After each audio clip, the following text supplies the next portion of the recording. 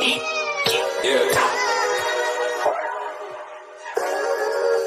We really boxing. Who wanted the battle? Let's see. Oh, we boxing? Yeah, we boxing. I need that belt like it ain't no other option. So we punching and weaving and blocking. Defeat ain't an option. Let them know. Shoot a video, put it on BVO. Let them know. Every time I punch, it's a heavy blow. BVO, bound to hit like bricks cause it was set in stone. Let them know. I ain't getting body, but I'ma hit this flow. Yeah, way more than a show. This is BVO. This how it's finna go. I'ma throw some jabs. Make them think my punch is weaker than I hook his ass. This the ring, not the kitchen, but I'ma cook his ass. Me and him, that's the pro versus the rookie class. All my life I had to fight, but I still love it. Me and BVO got moves that you can't steal from us.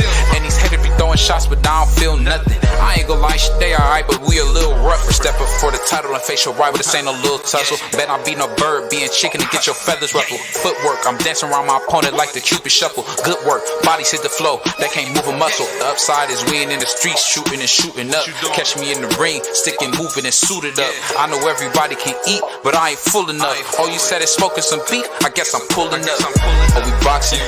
Yeah, we boxing. I need that belt like it ain't no other option. So we punching and weaving and blocking. Defeat ain't an option. Let them know. Shoot a video, put it on BVO. Let them know. Every time I punch, it's a heavy blow. BVO, bound to hit like bricks cause it was set in stone. Let them know. I ain't getting body, but I'ma hit this flow.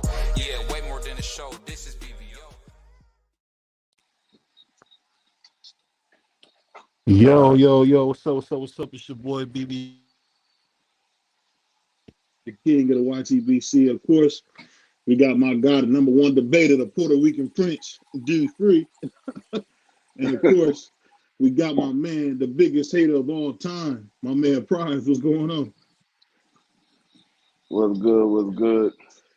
Hey, man, so you know my man Free today was talking so crazy, man. Like he could beat me in the debate. I was just shocked. But we all know he can't beat me in no debate. Even though I'm not no debater like that. We all know that. Today I beat Free 3-0 on the debate. It was pretty bad. You should have seen it, Prize. You missed it. You missed the treat. He got cooked live, man. That's like cooking clams. Oh my God. What's going on? Hey, Prize, you there? I don't know if you there. But what you think about this, about today's subject, man? What you think about all this hate that PBC is getting, man? I mean, I can't call it. I don't understand. They wanna see platform to go out of business for whatever reason. I don't know. I don't know if it's because they don't like the fact that it's a black man that runs it. I don't know if it's because they got all of the top boxers over there. I don't know what the reason it is, but at the same token, if that promotional company, that promotional brand goes out of business, we're gonna still have the same issue that we have right now. You're gonna have all these fighters on a promotional company, and you're not gonna have enough fight dates. So everybody like PBC not putting on enough fights or whatever. But if you got all these top fighters on another promotional company, nobody's gonna have enough fight dates because a lot of these guys, they want to be the main event. Some of them are big enough to be the main event. A lot of them are not big enough to be the main event, but that's what they want. They want to be the main event. So you're going to have that problem regardless of where they go. So I want to ask you about, I want to talk about something I seen. You sent me one of my favorite fighters, man, Mr. Garrett Russell Jr., man. What was he doing in the gym, man? He looked good. What was he in there doing? He working out. He training. I mean, that's what he always do. I mean, even if he doesn't have a fight coming up, he's always in the gym training. That's just something that's in him because he's been doing it for so long.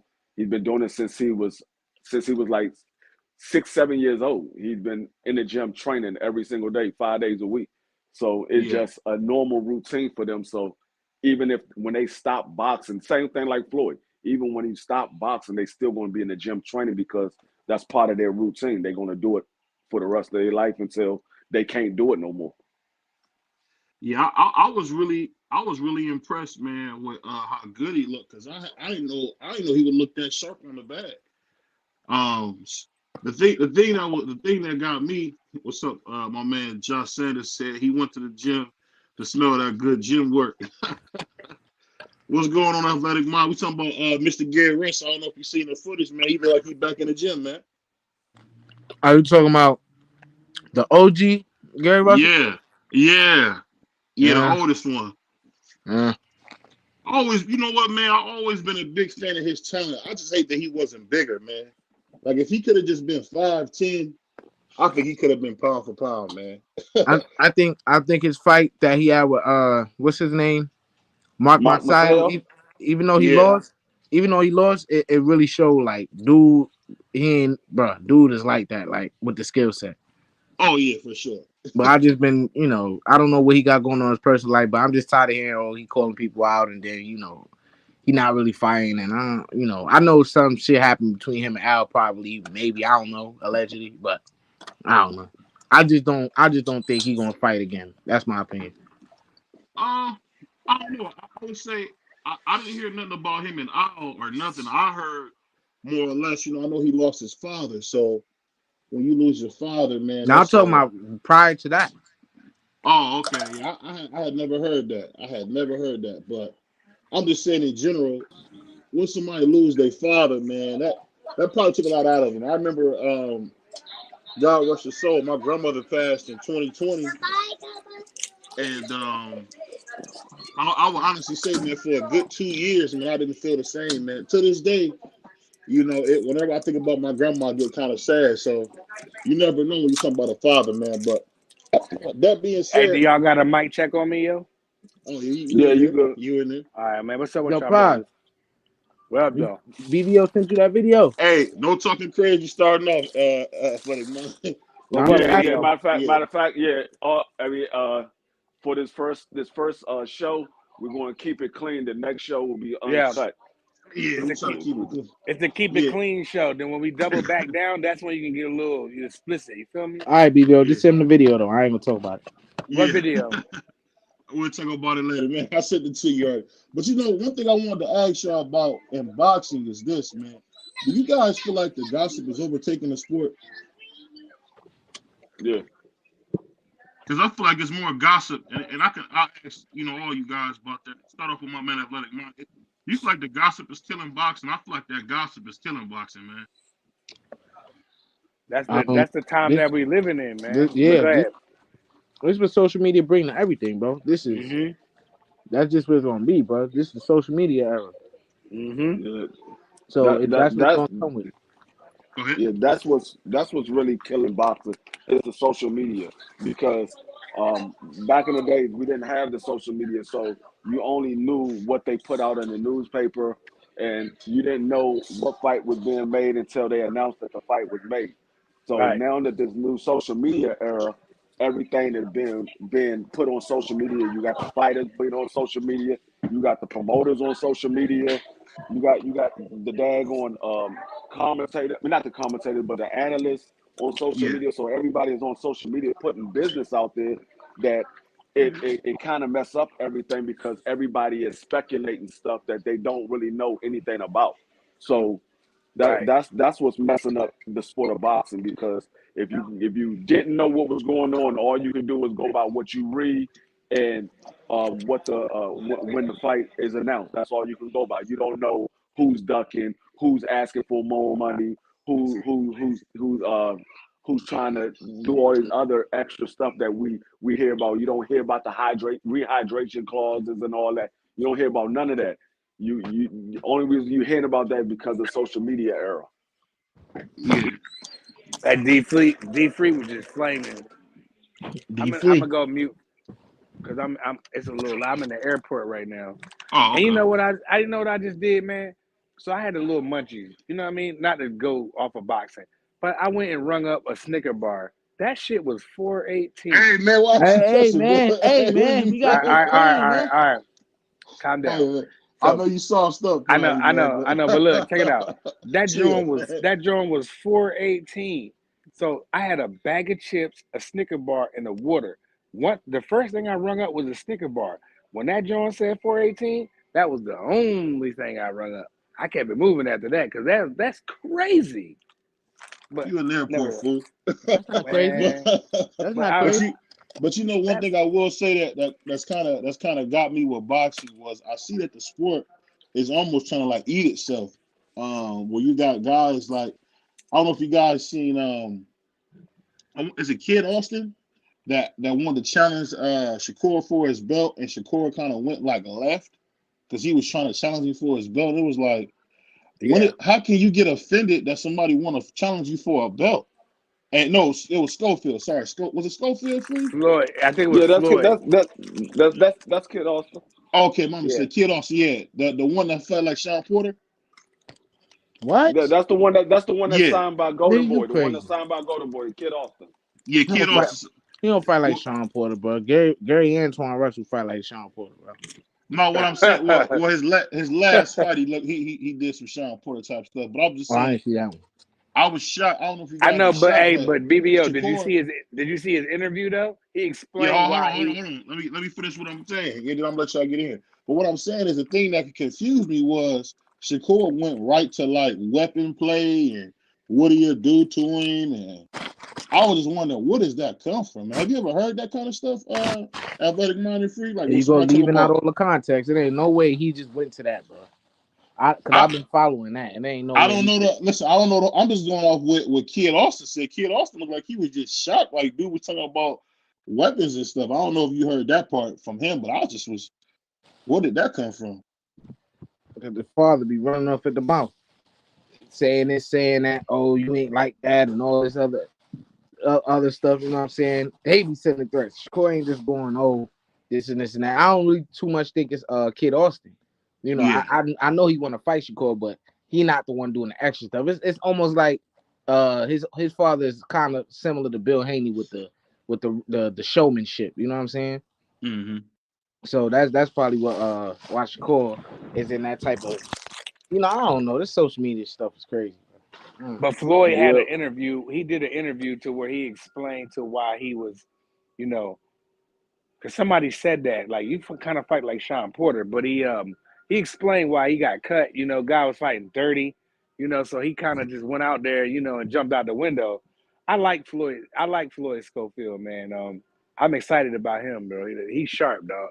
I'll stop boxing if somebody say I fight like Sean Porter, but at that point, like, yeah. You cool. You talking Uh, about But a with Sean two-time Porter champ, though, but man. Sean Porter is a dog though. You can't take that away from him no, though. I ain't taking nothing away from him, but that shit trash, bro. I don't like it. I don't. Oh my bad. Yeah. Yeah, man. But go ahead, Free. What you think about all that, man? Because I was shocked that Shakur talked like that. Because when I look at Shakur, I think an all-American kid, but he definitely not that, man. He kind of what's going on with that guy, man? um, it's a clear case. I mean, people don't want to admit it. It's a clear case of a guy being somewhat of a diva because if he's sitting there talking about what have you done, look at your record, this and that, that doesn't make or break a fight at all. That I mean, last time I checked, you ain't got nothing but like 18, 19 fights yourself. So I mean, you ain't fight everybody in the sport of boxing. So I mean, that's just somebody being a diva because I don't care what your record is. If the man Mm-hmm. saying he want to fight you, he calling you out. Jump out there and fight him. Prove that he ain't on your level. Don't just sit there and daggone talk that he ain't on your level. You trying to convince everybody he ain't on your level instead of going out there proving that he ain't on your level. It's an easy bag. That's why I hate when people say, "Oh, this guy ain't on this level." Okay, the man want to fight. Go get the easy bag and keep it moving. Go get the easy bag and keep it moving. Everybody want to say, "Oh, he ain't doing nothing." Everybody gotta do so much just to get a fight. I ain't never seen so many people gotta do so much just to get a fight. You gotta fight everybody just to get a fight. Last time I checked, if a person want to fight you, you just get out there and fight. Everybody gotta prove that they really want to fight. You gotta go beat him up to show me that you really want to fight. I tell you what, though, when I heard Schofield say he would fight Abdullah Mason, I would have said no. I would have said no because people don't. One thing I'll tell you about the Mason family, they're from Cleveland. these are the dudes that's the poorest of the poor. These are dudes who eat a whole lot of donut. You don't really want to fight them, man. You don't want to. People don't realize how good Abdullah Mason is going to be. He's good now, but just off what I've seen him growing up, I'm talking about this dude might be one of the best talents in boxing. So for Yeah, Floyd if Schofield I to was say yes, go ahead. no, I was gonna say if I was Schofield, I'd say yes. I mean, That's a if dangerous fight, Free. I don't care. I don't It's a care. dangerous fight for both of them, bro. It's a Yeah. dangerous fight for Schofield to get in there with Shakur as well. So it's a dangerous fight for him to get in there with Abdullah Mason. I mean, it is what it is. But like I said, if you want to prove that you're the best, you go out there and you fight everybody. But if I was Abdullah Mason, I would say, oh yeah, I'll fight Schofield. But after I finish fighting Schofield, I want you next, Shakur. You put me in your business. I want you next. See, the thing that shocks me about Shakur is that he always kind of play it like, oh, I'm trying to help my little brother. I'm thinking to myself, bro, Abdullah Mason don't need no help. All he got to do is just keep fighting. Because the way I see him skinning people like he is, it's only gonna get worse. The thing I worry about him is the same thing that's probably happening to Canelo. I think he got started way, way too young. He probably been fights he was like 14, 15. I think he gonna wear it down. Because that's a lot of fighting, man. But that being said, I want to ask you guys something that I was thinking about. So, what do you think about these trainers now that seem they want a piece of the pie, man? They want a piece of the pay-per-view now. I wonder why boxing is the only sport where it feels like the mice seem to run the show and not the lions, the doggone fighters themselves. Why do you think that is?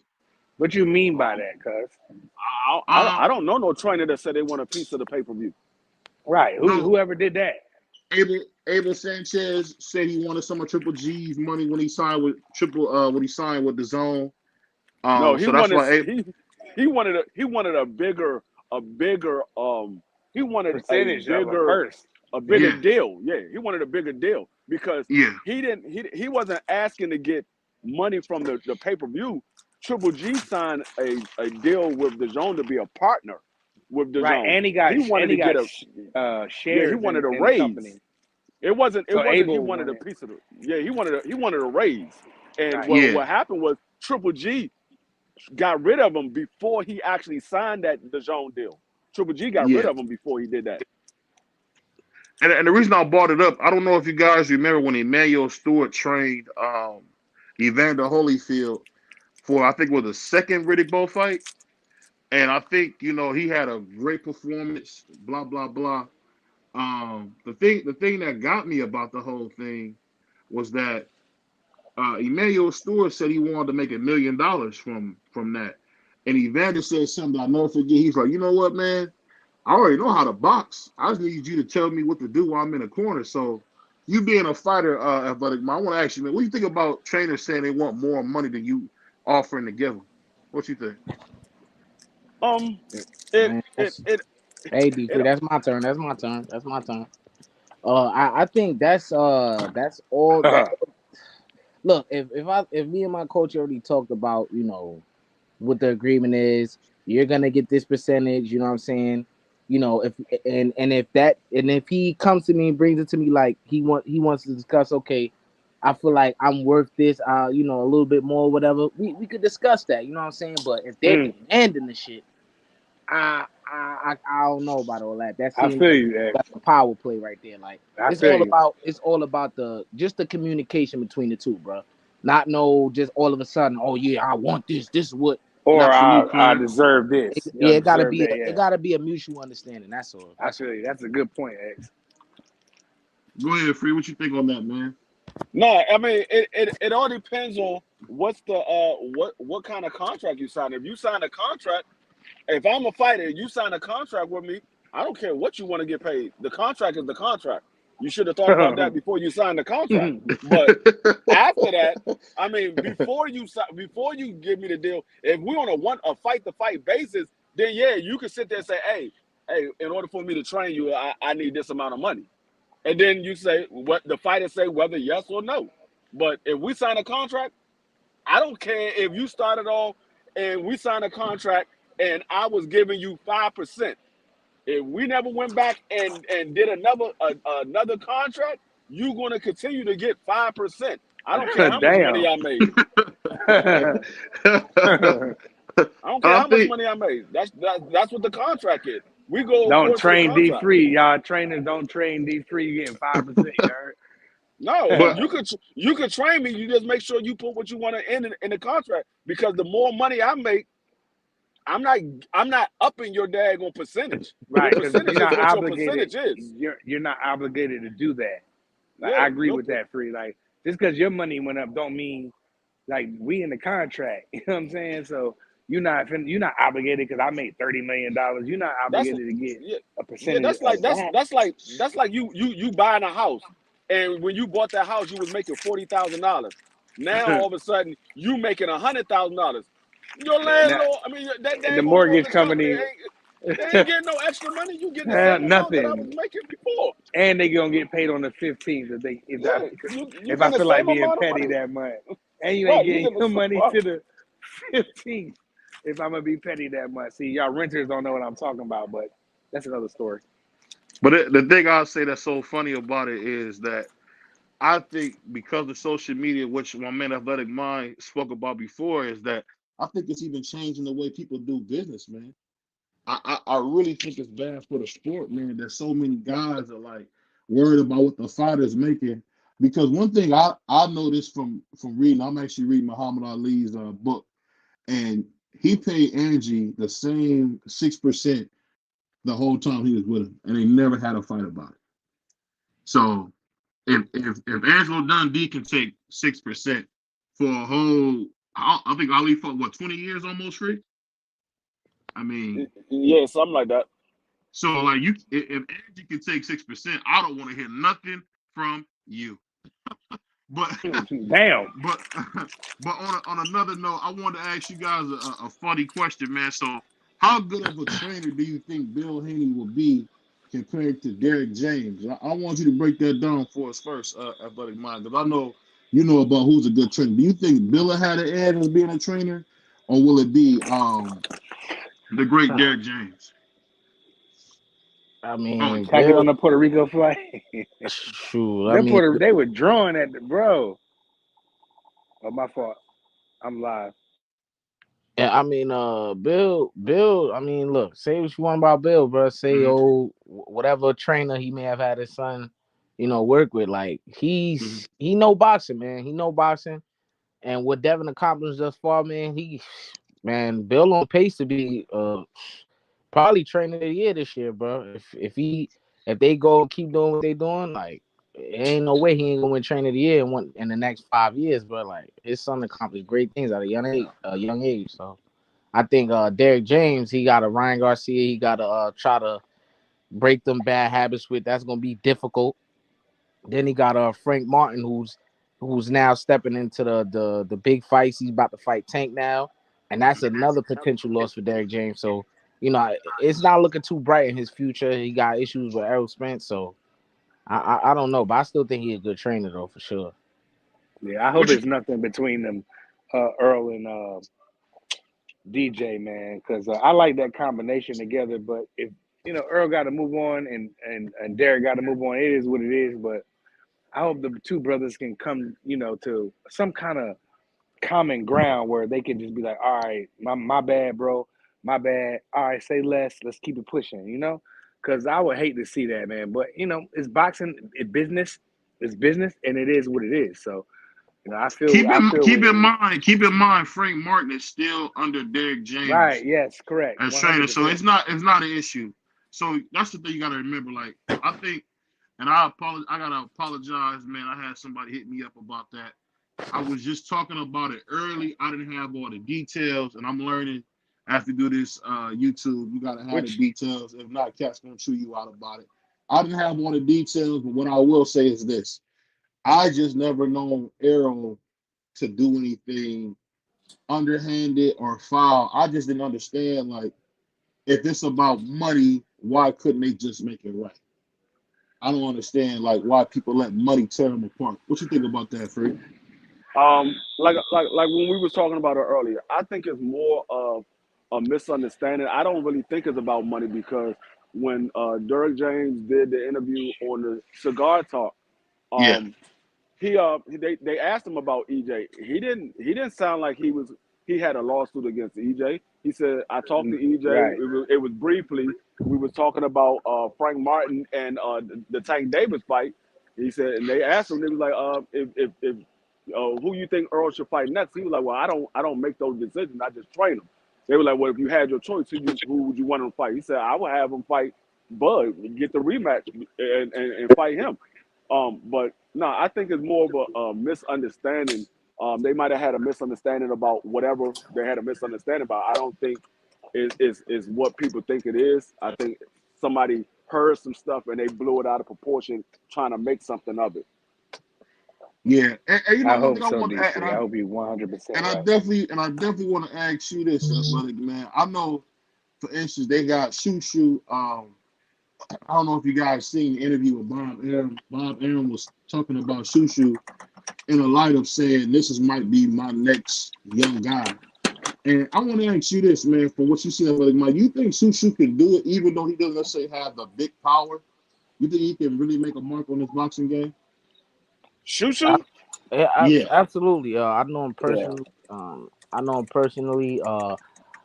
He's a like I seen him in action. He's a supreme talent, man. It's just I feel as though in those weight classes, 126, 130 is not gonna come easy, man. You know, I'm not gonna be biased, man. It's not gonna come easy at the weight classes. So he really has to stay focused, you know what I'm saying, and don't worry about what the crowd think or none of that. You know what I'm saying? Yeah. Got to stay true to himself, man. He can't be going out there be thinking about pleasing the crowd all the time, because that could get your focus, get your that'll mess up your focus. I mean, you know what I'm saying? So Yeah. I just feel like he has the talent to be a world champion. Absolutely, I feel. No, So you he think will he's be a a good? world champion. So you think he's as good as a Brandon Figueroa type of guy? Yeah, he is. Oh yeah, Man, I think he's more what? skilled than him. Yeah, he's more skilled than him. Come on, Well, BVO. Why you I'm always just, doing that? I'm just saying Why, because we when I look pulling at, Brandon Figueroa up. What has he done? He's a world uh, champion. Well, he got yeah, his he's a ass world whooped the champ. last time I seen him around there. Dude, I don't know he about that. won. He won. Ask free. He won. Oh yeah, That he was a was. close He fight. was. Yeah, He he was. won. But it was. He Fulton. still got hands and feet put on him. But I gave By it to who? him. But By who? Now you making up stuff, man. and Cool Boy put hands and feet on him. No, That's what he I'm didn't. talking about. No, he did not, man. Yes, he did. Cool Boy Put hands and feet stole on him. that boy. Cool Boy Nah, that stole was him. that. Look, I don't know, Pride. That was a close fight, man. I thought Fulton put that shit out, but that wasn't no Yeah, like. Cool Boy put hands on that nigga. Well, I don't know where y'all was watching. I don't know what you was watching, bro. Yeah, I know what I Cool seen. Boy was getting Nah, beat up. I mean, he nah. almost It beat was. the Man, he tail out wasn't of getting his beat up. He was tweaking. head. He almost beat It the was. tail It out of was. his head. It was a close fight, but Cool Boy edged it out by 2 rounds. It was a close Cool fight. Boy was putting some. He was putting Hold some on. hands on that boy. Free, let me ask you this, though. You didn't see him beating the tail off his head? No, Look, like I said, it was a close fight, but Cool Boy edged it out by 2 rounds. I had a 7-5 Cool Boy. He edged it out. It like was a Right, that's close what fight. I had it for. That's exactly what I had. I had him out about 7-5, bro. Wow. if you Yeah. if you never watch boxing, you watch boxing for the first time, you'll think Fulton got his ass kicked. I'm just saying. No, hell no. That's a fact. That's cap, bro. Hey, now you know me and That's Brother cap. Mine never But agree on but that they, but kind of they, but stuff. the key words that he said is if you never watched boxing before, that means you don't know Yeah, nothing about boxing. So yeah, you yeah. would Yeah, think that true that. because you don't know nothing about boxing. True that. I mean, it And looked like Cool Boy was firing off too, bro. Cool Boy. You know what I'm gonna tell you that's funny about Cool Boy, and I don't want to take nothing away from him because I think he's a terrific fighter. But at the end of the day, man, he just benefited from not having the right competition Mm. What you because mean? because he beat a lot of those guys. But He I fought a mean, lot of undefeated fighters, though. What do you mean? I'm not saying. Listen, this is what I'm saying. I don't think those guys were all that good because the moment he got we in don't there know how with good they hold on, were. They were let me finish. undefeated. Let me finish. I know you like to interrupt the black man, but I think Get out of here, BBO. I think the thing that's so funny that you miss it is this. Cool Boy, when he got in there with a so-called C plus fighter, and that's what I would rate Brandon Figueroa. He got the dog. I mean, dude almost beat the tail off his head. He won the fight. Barely, dude. And with What? And when Fig said, Barely. let's What run did it you back. have to score, BBO? Listen, Did you score the fight? listen. No, he didn't. Or you No, just he watched didn't. the fight? BVO don't. Because it's a difference. It's a BVO difference didn't between score the scoring the fight and watching the fight. BVO did not score the fight. BVO watched the He fight does. and said, "Oh, He almost lying, bro. got stopped. He almost Free, got stopped." free. He That's how lying, BVO free. scored the. I know he didn't score the fight. I know he He didn't. ain't scoring no I had fight. an 8-4. No, you didn't. You watched you the did fight not. and you considered it. You ain't scored a fight. It's a difference between watching the fight. Oh, BBO, what you doing? Nothing. Yo, let's watch the fight. All right, bet. I slide over your crib and we watch the fight. We watching the fight. We're not scoring the fight, but we watching the fight. You ain't scored a fight. Get out of here. I told you I had an 8-4, but No, you scored it. saying you had an 8-4 because you know how many rounds it was, and you had to get. You ain't BBO. Stop lying. Stop the cap. You ain't scored the fight. You ain't scored that fight. You ain't scored the fight. Stop the cap. Okay, if you had an 8-4, what was the score? Say it again. If you had an 8-4, what was the score? The score what? The final score? Yeah, the final score. You had an 8-4. What was the score? I can't remember what it was then. Yo, this man, bro. I might have had a taste. I might have had a taste, free. I might have had a taste. Backed him up into that trap. BBO ain't looking crazy. Oh, what's the score then? What was the score then? BBO, scratch that though. BBO, guess what though? He got. I had a 115, 113. 7 rounds to 5. 115, 113. Oh, because you gave Brandon Figueroa one less round than I did. No, I didn't give Brandon Figueroa nothing. I gave it to Cool Boy. What are you talking about? I thought you just said you had to Brandon Figueroa 7-5. I've never said that. You never heard me say that. Oh, okay, my mistake. I thought you said BBO, it's all good, bro, because he got beat to death in his last fight. Who did? It was so bad. They was making all type of accusations on this man. Oh, he's one of the club. All this scary stuff, and then got knocked out. That was a good win by Anui. A great win by Anui. Go ahead, Free. Go ahead. The funny thing about it is everybody keeps saying that Figueroa won it. Well, when Cool Boy said let's rematch, why Figueroa said nah, I'm going to 126. Right. You couldn't make the weight. Free. What are you talking about? No, it wasn't that he couldn't make the weight. He didn't say he couldn't make the weight. It was because he got smoked. That's what happened. I don't even know how Brandon was making 122. It's funny how all these people that you say they won, they cheated, they won. But when the guy asked them for the rematch, they said, nah, I don't want the rematch. I'm cool. But what about all the excuses that his camp was making before the New fight though? We know he won that fight. I'm not making no excuses about the in-a-way fight because I say unlike what BVO said, because what I was about to say when BVO said he hasn't faced the right competition, what I was going to say was he did face the right competition. In a way was just better than him on that night. In a way was better than him. So I don't agree with nothing that BBO said about he didn't face the right competition. He did. In a way, was just better than him that night. So I don't make no excuses for the fight. If they lost, they lost. I don't make no excuses for them. I rock with Scooter. I met him. You BBO. You seen the pictures? I chill with him at the fights. I told him it was get back season. We don't care, man. We don't care. I know, but listen. He seemed very confident. This nigga Get out of here, man. He's a bum, dude. He's not about to because he lost one fight. He a bum. He ain't got to. Because he lost one fight. Canelo's a fucking bum. How about that? Hey, why are you cussing, man? Wait, hold up, BVO. He ain't got to be all that, bro. He ain't no bum. No, I'm joking. I'm joking around while I say. No, you ain't joking. You serious? You serious? Cool Boy's a good fighter, man. I actually like Cool Boy. I want to hear that. Cool Boy. I mean, other than Brandon Figueroa beating the tail off his head, I seen MJ. How? He lost. I seen a bunch of guys, man. Figueroa lost. He did not lose, man. I had an 8-4. Contrary with my man. Whether you had an 8-4 or not, the judges say that Cool Boy won, and that's what's on the record book. That's what it regardless is, of what you see. Hey, well, just remember that's the same energy when I tell you Oscar beat Pernell. I believe that Gary Russell beat Mark Maceo, but the judges said Mark Maceo won. Well, that's what's on the record book. Not only that, he beat him with one hand, and they still got robbed. That was crazy. That's what's on the record book, regardless of what I believe. But that's what's on the record book. I think that I Maxeo actually won the think fight. that was I think that was a little bit of boxing magic because Maxeo got the life beat out of him the next fight. So Yeah, he got I don't know. smoked in there. He got I smoked mean, in that fight. I thought Gary won, but you know what? The thing about Mr. Gary Russell is, I just think because I just hate that his career is not like it should have been. Because I remember when him and Deontay Wilder was in the Olympics back in '08, man. I really thought he was gonna, do his thing, man. But one thing about boxing, and I'm sure my man Athletic Mind can agree on this. It really just depends on how things go, man. How the chips fall.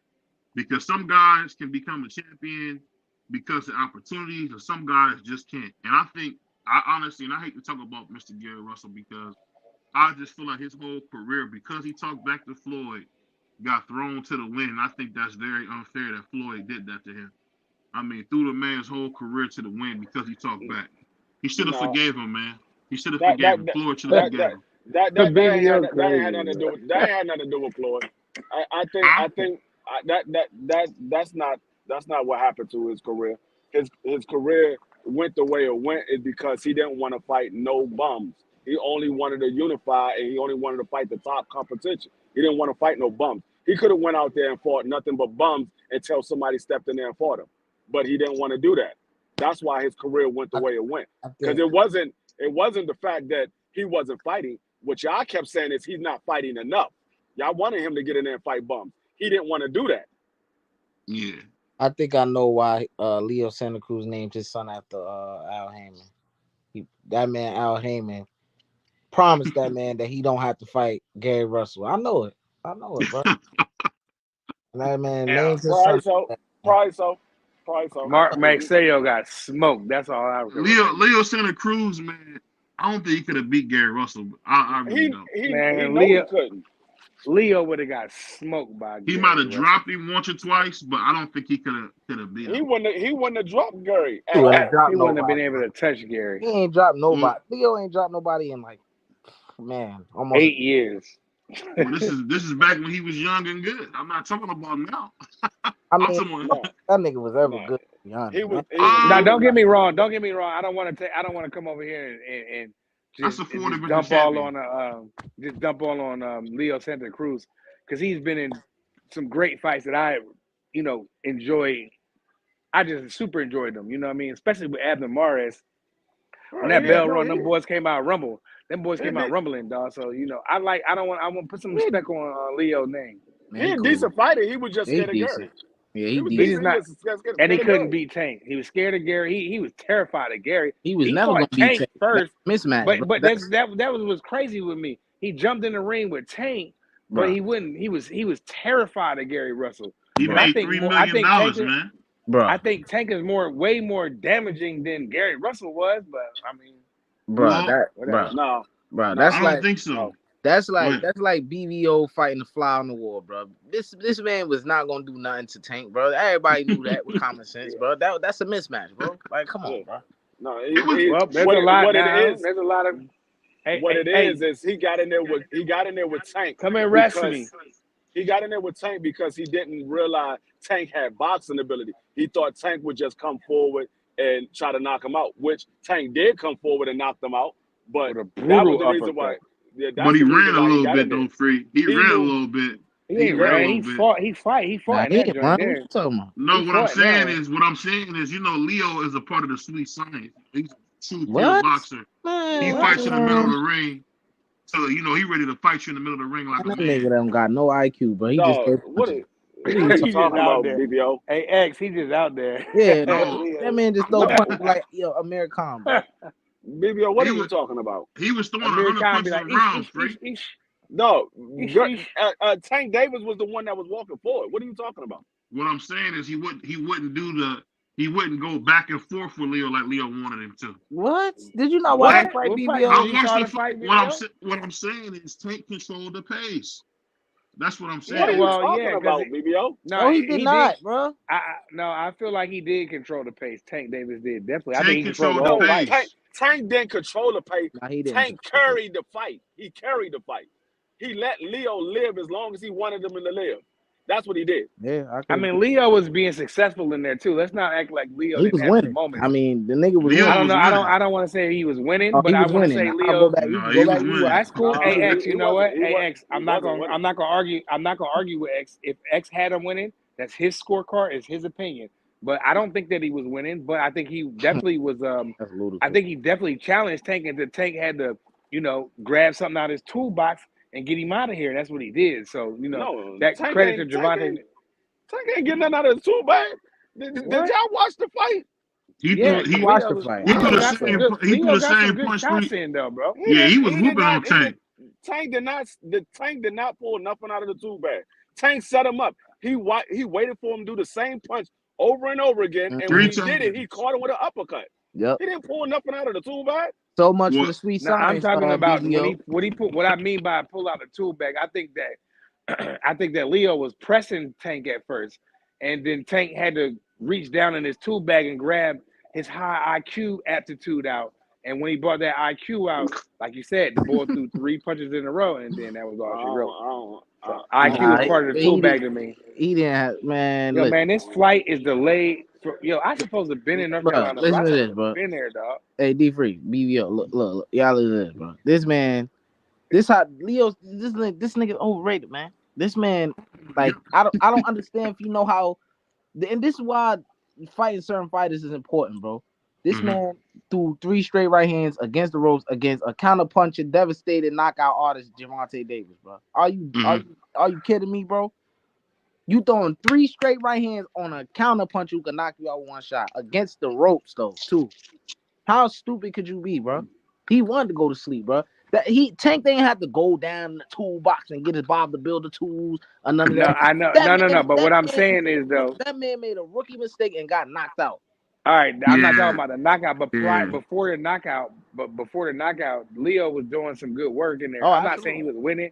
I'm just saying Leo was doing some good work, and then Tank did go in his bag, and No, he did again, not. yes, he Tank did, because his punched too IQ hard, kicked man. out. That's all it was. Tank No, punched he too did Hey, you hard. not. know what? What It's Tank all did an was opinion anyway. I don't have Tank. energy All to argue Tank with you did, niggas about that all anyway. Tank So did whatever. was all he did was put up the high guard and walk forward. He waited for Leo Santa Cruz to make a mistake. Once he did, he put him to sleep. That's all he did.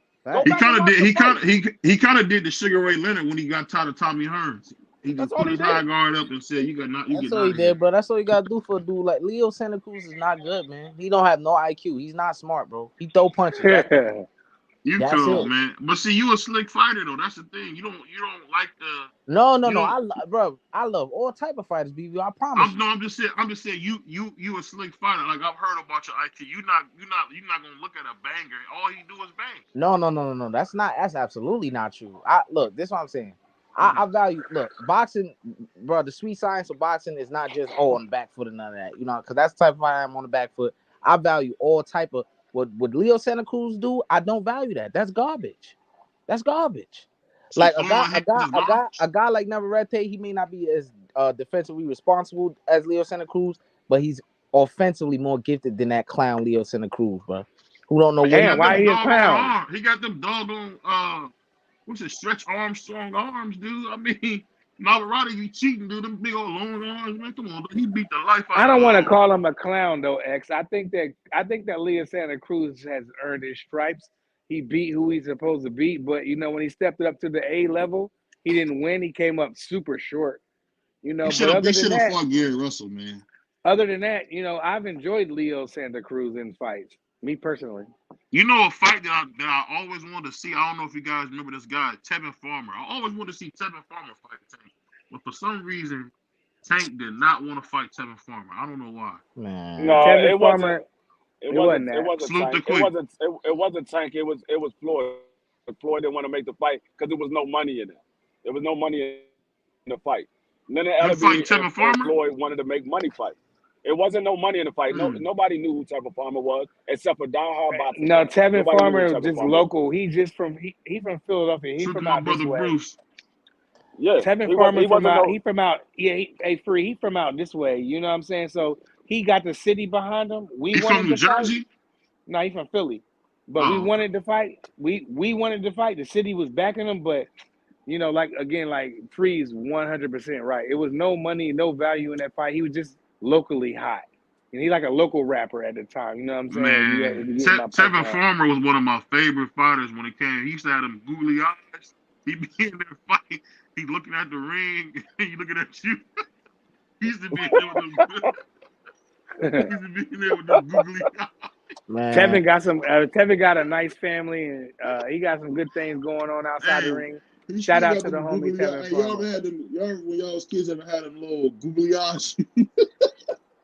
My kids ain't never had no googly eyes like that. What the heck is going on? I'm talking about the little craft where you put the little craft googly eyes on the stuff. Oh, I know what you're talking about. Yeah, that boy Tevin Campbell's eyes be all over the place. I still don't understand how he lost to the man JoJo, but hey, you know. He lost a couple of fights that, you know what, X? That's what, you know, he kind of let Philly down a couple times, but, you know, he did, because he lost some fights that he shouldn't have lost. He got some losses on his record. He was like, what? He lost the one to let me read a couple of these comments real quick.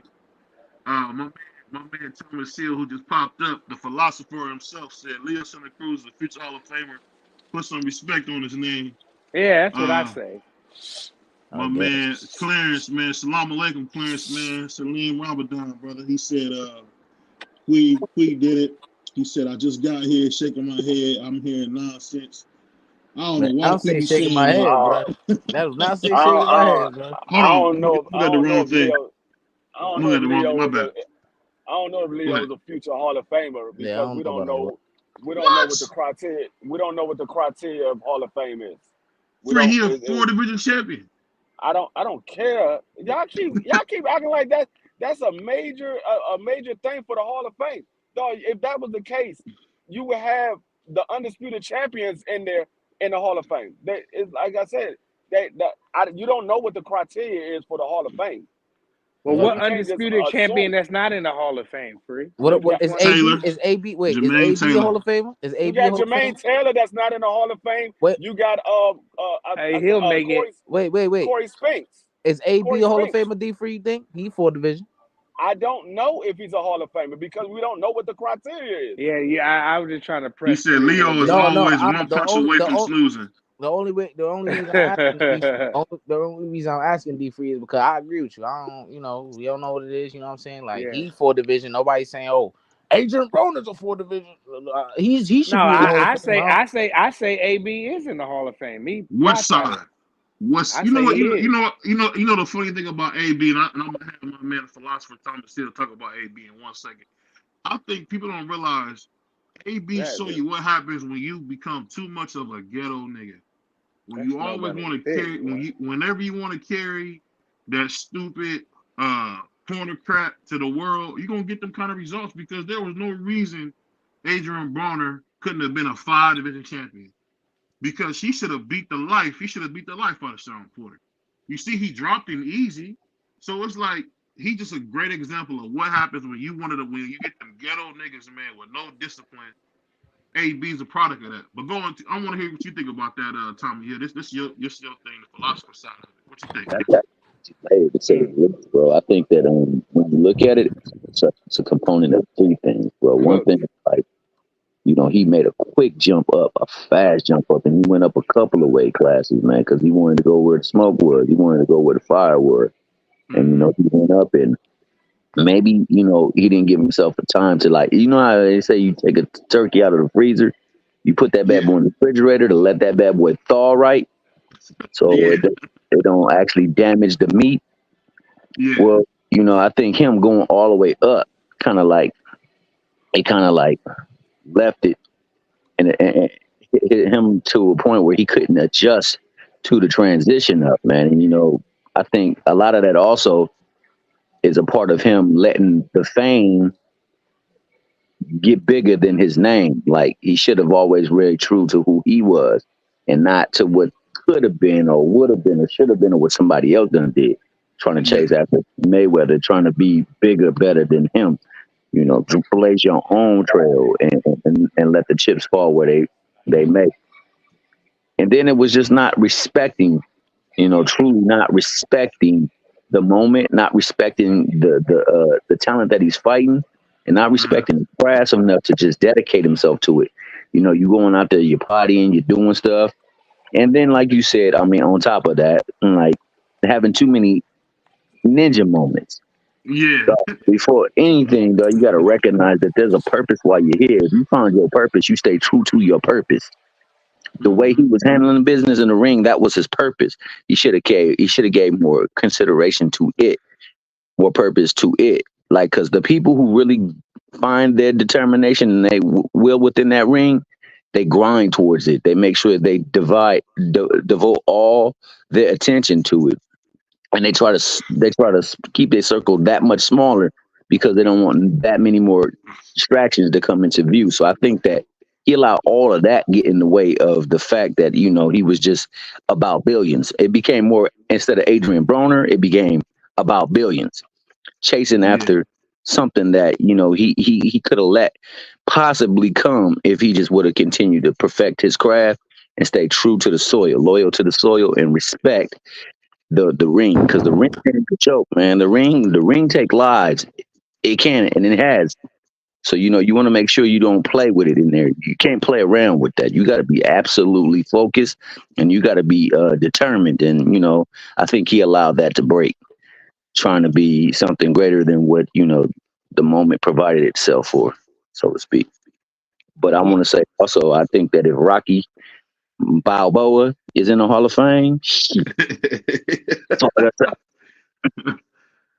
hey, one person I went in the Hall of Fame who I think is a travesty is Andre Ward. I'll never understand why he went to the Hall of Fame. And I want to ask you guys your opinion on this. Why is he so jealous of Canelo? Anybody can answer that. Mm, You I, you said why is who? You sound I like you said jealous of Andre Ward, because you know what? I can You care do less that. about Andre Ward. What are you talking about? Yeah, but you can care, but you think Canelo the best thing cooking though, right? No, I don't. Right? I think God is the best thing cooking. Oh You my you God! said you said why who's in the Hall of Fame? No, I was saying one person I think should be in the Hall of Fame is Andre Ward, and I'm saying I What? I was I was saying that because Andre Ward had a good career, but not a great one. Hold up, hold Um, up, hold up, Go ahead. hold up. How can you say Andre Ward shouldn't be in the Hall of Fame, but you ain't say that Tim Bradley shouldn't be in the Hall of Fame? and you just say AB should be in the Hall of Fame, bro. Like what are you But he talking That's the doesn't thing. want to put Andre Ward in the Hall of Fame. AB is the But youngest he four would. division champion in history. Bruh, Yeah, he that's very bruh, true. But In bruh, come on, history, bro. I'm talking about bruh. boxing been around for 226 years, and the man is the youngest four division champion ever. It's no denying that. But you the way you do it is weird. No, Bruh, You but so set it let me up. for ask you, You you all to set right, it for up. so you to hold for up. The four divisions AB was champion, and name them for me. 130, 130, Mm-hmm. 135, Mm-hmm. 140, 140 and Mm-hmm. 147. 147. So Yeah. he had an actual distinction of the actual belt, not the regular belt at 147. No, these are all no. He was super champion at each one. Yeah, AB had He the was super belts. champion in each one. Had the Yeah, in four IBF, had the divisions. IBF at 130, had the WBA and the IBF at 135. Went to 47, won a WBA. From Came who? back From for Paulo Paulie. Malignaggi. Oh, okay. Then he That was at came down. 147. Yeah, yeah, because remember Yep. Paulie moved up from Oh yeah, 40. you right, you right. And then what's the dude with the big nose? Vargas.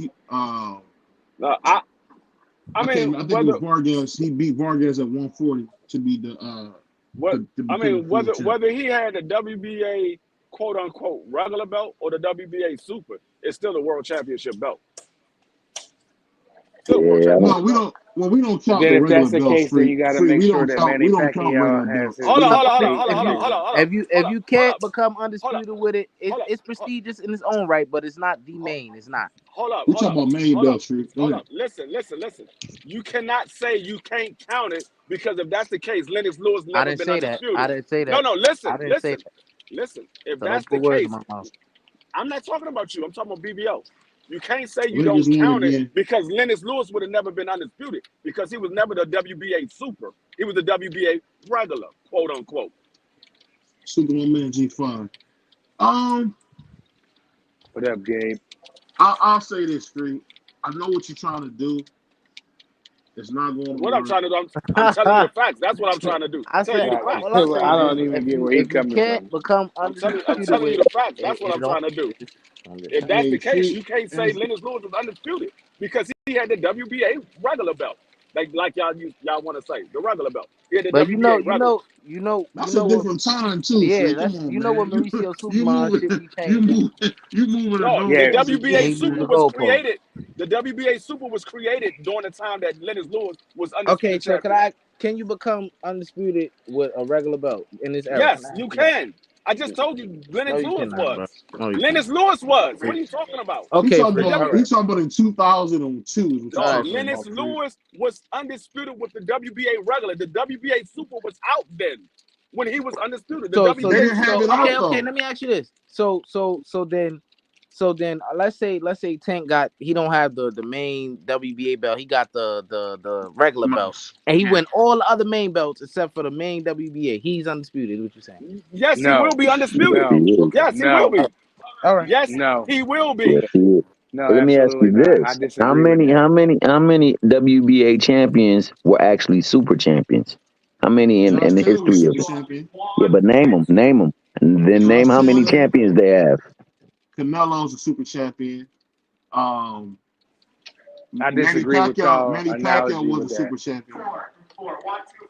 Either, either way it goes, If you don't man. win the super, nah, come on, no, you can't If do you don't that, want a bro. super, No, you're I not gonna take it. just told you Lennox Lewis was That is undisputed a We without the talking about Lennox WBA Lewis, regular. but what are we oh talking my about right goodness. now, though? Dude, No, right now, it that's not doesn't matter happening right whether it's now. right now or it was then. Yeah, it The They is. just Super getting was rid of out they're then. getting rid of the belt. That's what's happening right now. They're getting rid of the Right? belt because Yeah, it's it's not nonsense. happening right now, bro. You're right, exactly. So that, It's that what, it, what it's what Lennox Lewis did can't happen again, dog. That's not happening again today. Yeah, that was yeah. in And that's what I But, 2002. mean Free. by you Hold on, how cannot be you the going to regular tell the champ. WBA who is the Oh champion my and who's not God. the You're champion? This shit is crazy. Well, You because talking about because it would that never dude is happen playing again? crazy, How are bro. you going to tell the Oh WBA my who's the God. champion and who's not? Hey, D3, we understand. You right. You right, brother. Hey, you right. You right. you You know what got I'm it, saying? bro. You right. You nah, got it. but they're getting rid of the belt though. They're actually doing away with the whole belt. Wait, they getting rid of the WBA? No, the The Super. regular, WBA Super. Oh, the the They super. super. get, Okay. they getting rid of it because all it was a distinction.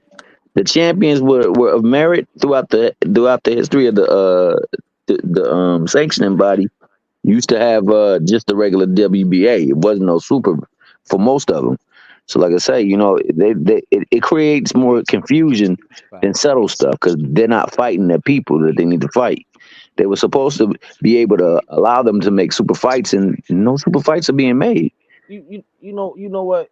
And shout out to the OG Tom, man. OG Tom, man. Look, listen to this though.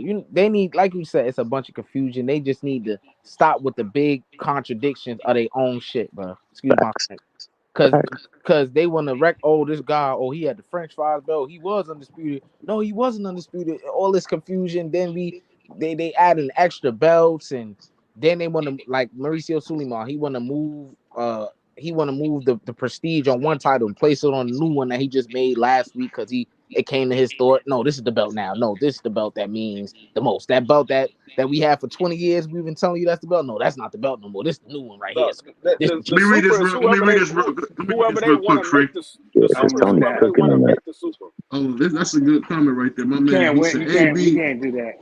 He said AB could have been bigger than Floyd had he been disciplined and not an idiot who couldn't put down the hood life. Dude thought he was a budget drill rapper. Mm. One thing I'm gonna tell you about Adrian Bronner, people don't know. Adrian Bronner is a street dude that happens to box. So I know everybody think he's a game, but Cincinnati's pretty dangerous, man. And AB walks around there like a kid. yeah. Then his So car get shot up like 10 times. He ain't get hit one time. That shit crazy. yeah, I was on his side, boy. when he was Yeah, he's crossing just the a lucky bridge, dude, bro. Definitely He was on really his is a side that lucky. day. yeah, Hey, 'cause Adrian Broner's a lucky dude, bro. and that's not Yeah. the first time that's happened. People don't realize that Adrian Bronner at one time was driving a bulletproof. I mean, the thing about Adrian Bronner is this, man. He's that hood dude who actually had talent and ran into somebody and God rest his soul, may God be pleased with him. His coach that passed. I can't think of Mike his Stafford. Mike Stafford. If he wouldn't have met Mike Stafford, you would have never known AB. The word was that Mike Stafford found AB at like 6 or 7 and always kind of kept an eye on him. And that's why you got what you got at AB. And if you think about it, as Mike Stiffer kind of, stepped back from AB, that's when AB really started throwing his life away. That's when he didn't have his dad with him. I mean, and that's just what it is. Yeah, man. Now you look at AB, he can't even get his actual boxing figure back. No matter how hard he worked, he don't look like the old AB used to look like a real athlete. Now he just look like some dude that boxed, bro. He don't even look like, you know what I'm saying? Like, he would have to commit. He would have to commit and be extremely disciplined, man. And that's something that he has like struggled to do throughout his whole career, man. The dude had so much talent, so much skill, man. It's just that everything else around him became bigger than the actual dedication that he needs to have to the ring, man. I love me some AB. Like to this day, I still love me some AB. I don't like some of the things that he do, some of the choices he make, but he good for boxing, man. And I can't imagine how it would go if, say, for instance, Pitbull do beat Rolly and AB do get that fight. That dang promotion gonna be fire. bro. AB will beat the life out of him, man. Y'all can't tell me that AB. Well, doesn't AB got a fight lined up with Blair the Flair? Yeah, well, AB is the silver WBC champion. I don't know if you guys know that Mauricio announced that he's a silver WBC champion. So he's next up for the mandatory. I see where you're going with that prize. Yeah, that's gonna be some fire. I think that's gonna be a great. That's gonna be lit. Yeah, you're right about that. It's gonna be excellent. If it happens, because that nigga ain't made but one fight in like 4 attempts. It's not good. Rolly? Nah, no, Adrian Broner. Adrian Broner, but him and and then I let X go. I'm sorry, X. Nah, you good. But if he fight Blair the Flair, dog, that's gonna be lit. Yeah, he should beat the glasses off of him. Yeah, he should beat the glasses off of him. He should if he could throw the punches. If he throw the punches, then yeah. If he doesn't, Blair the Flair wins. If the way I seen Rocha take his belt off and whoop Flair, I mean he beat the afro off of him. He lost a piece of his afro. But did you see Blair the Flair's next fight after that? I don't know. He beat the fried chicken out of Blair the Flair, man. He beat the fried chicken. Yeah, BVO, let X go though. I interrupted him. Go ahead. That's so good, but yeah, I was just gonna say, man, I forgot, but I'm gonna say this though.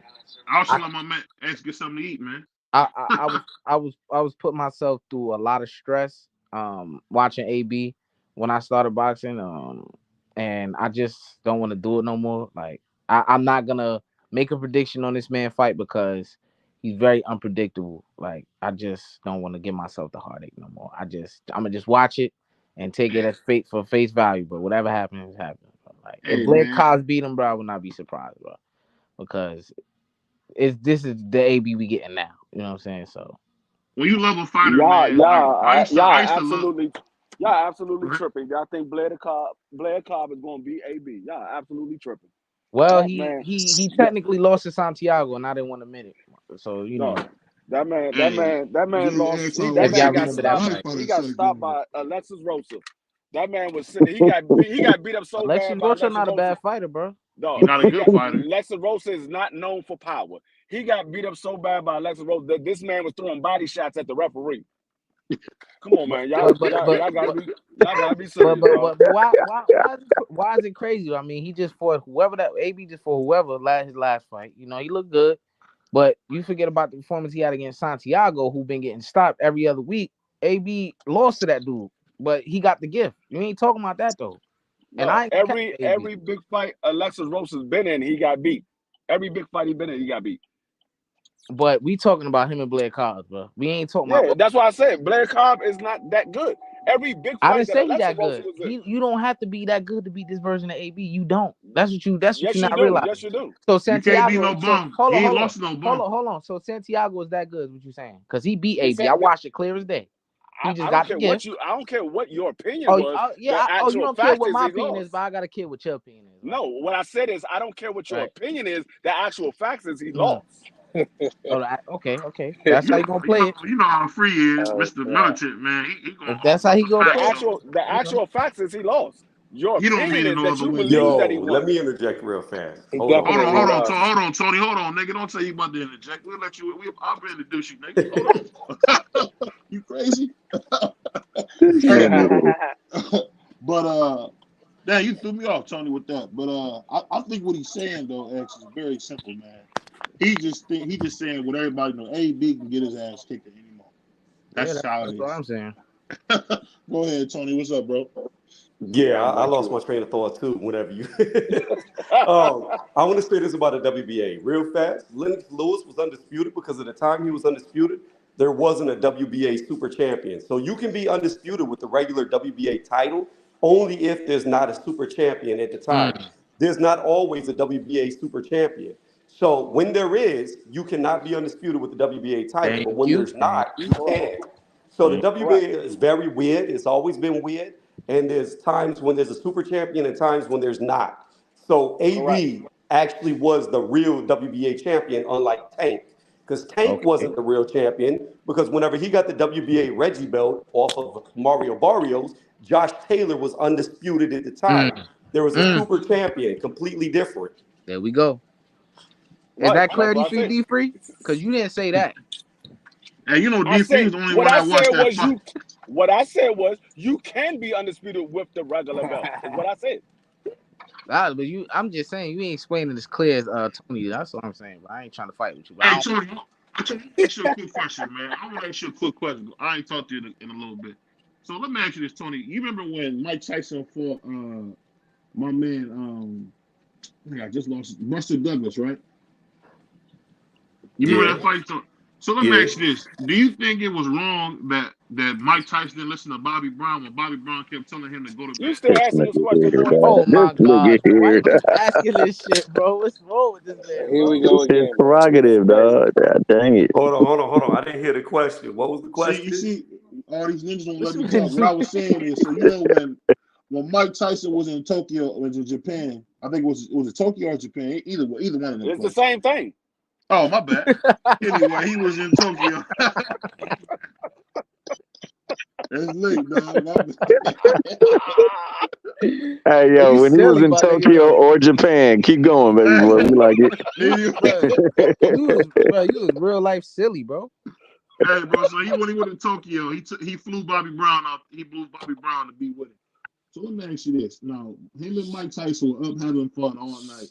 Pause. And Bobby Brown said he asked him about 5-6 times, go to bed. Go to bed. What do you think about Mike Tyson not listening to Bobby Brown and going to bed and then coming and losing this title of Buster Douglas? What do you think about that? Why you always want to do that? Why you my answer would be this. I know you're getting bored dealing with him. I know you need that loving, that thug. Man, he was smashing Japanese girls. I ain't mad at him. Hey, he'll forget about how big a star Bobby Brown was. You look at him now, all washed up. He was that guy, man. Like, you can see a little bit of that on that Ja Rule song, man. That song was crazy. He came up on a helicopter.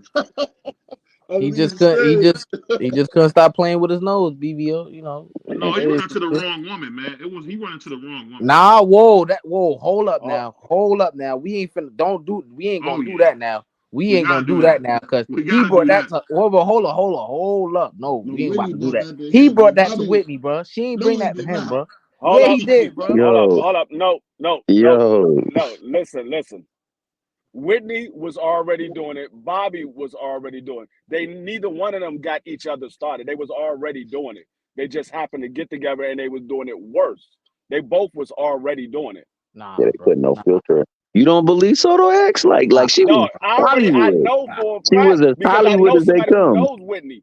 I know for a fact that somebody knows Whitney. She was already doing it before. You know everybody who knows somebody D-Free. Come on, I do. Come on, Free. I do. You know the world. D-Free real connected, man. Let me say this though. The thing you gotta remember, Athletic Mind, is that D-Free is from a time when the world was smaller than it is now. Like, if you in DC, you're gonna meet niggas from Jersey. If you in DC, you're gonna meet niggas from New York. I mean, yeah, it's just that simple. You're gonna run into people. He also was he had people that knew Al and the Fast Tour, man. You know, she was on that bad boy too. So he had people that would run in common circles with her. But I mean, given what she was, man, and how high of a star she was, bro. Like, whenever you're accepted universally by white folk, hate to say it that way. I mean, you arrived. So you go in circles in places that most other people will not get access to. No, And during that time in the 80s, everybody was doing that. hell Everybody yeah. in the industry was doing that. Look, man, During look, that I'm time in the 80s. I'm gonna just say this, man, and I ain't trying to argue. I ain't trying to knock free, credentials and none of that. I ain't what I'm trying to do. You know what I'm saying? I just like messing with free, but I'm gonna say this though. Whitney Houston is close to my heart, man. You know what I'm saying? I'm gonna be a little biased. You know what I'm saying? And I know how I go though. I know how I go. Trust me. She probably was, doing her little. She ain't no angel. I ain't saying none of that, but I'm just be biased when it comes to Michael Jackson. I feel you on that, Did you hear bro. what Pimp C said? He said he got the Whitney by the key. Like I don't think Yeah, he remember. this nigga he got it from Tokyo or Japan. Which one, man? You know why I said it like that? There used to be a song by Lupe Fiasco, Tokyo. Anyway, I forgot me messed up, man. Nah, you funny, bro. I got you. Hey, yo, BVO, why you ain't talk about your man Ryan? He predicted what happened in Baltimore. You ain't talk about that though. Oh, damn. Dude, I ain't gonna talk about nothing like that. That's crazy. Yeah. Wow. Oh, so we talk about when he crazy, but when he actually predicts something that's actually happened.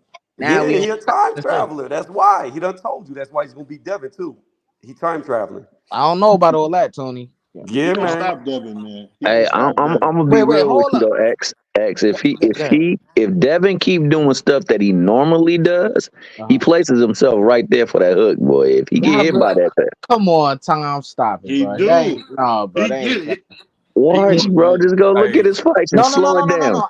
I'm not down that. I know exactly what mistake you're talking about, but Devin is gonna be like too quick for this man. I'm telling you, like he gonna be in and out like a robbery. No, Let me run this by putting you. in Let me that run work. this by you real fast, okay?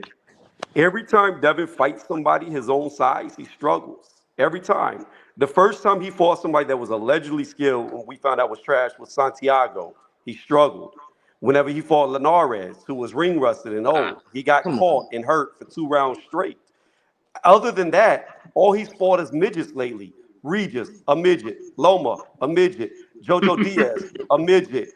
Gamboa, a midget. Who did I leave out? I missed one. Cambosis, twice, a midget.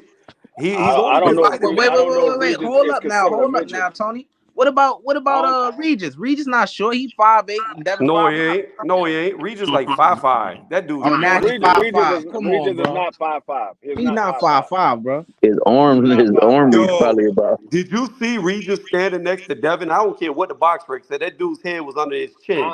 I seen Regis stand next to Devin. He's not 5'5". That's not somebody that's standing. Oh, he 5'6". My 5'5" bad. guy standing next to a 5'9".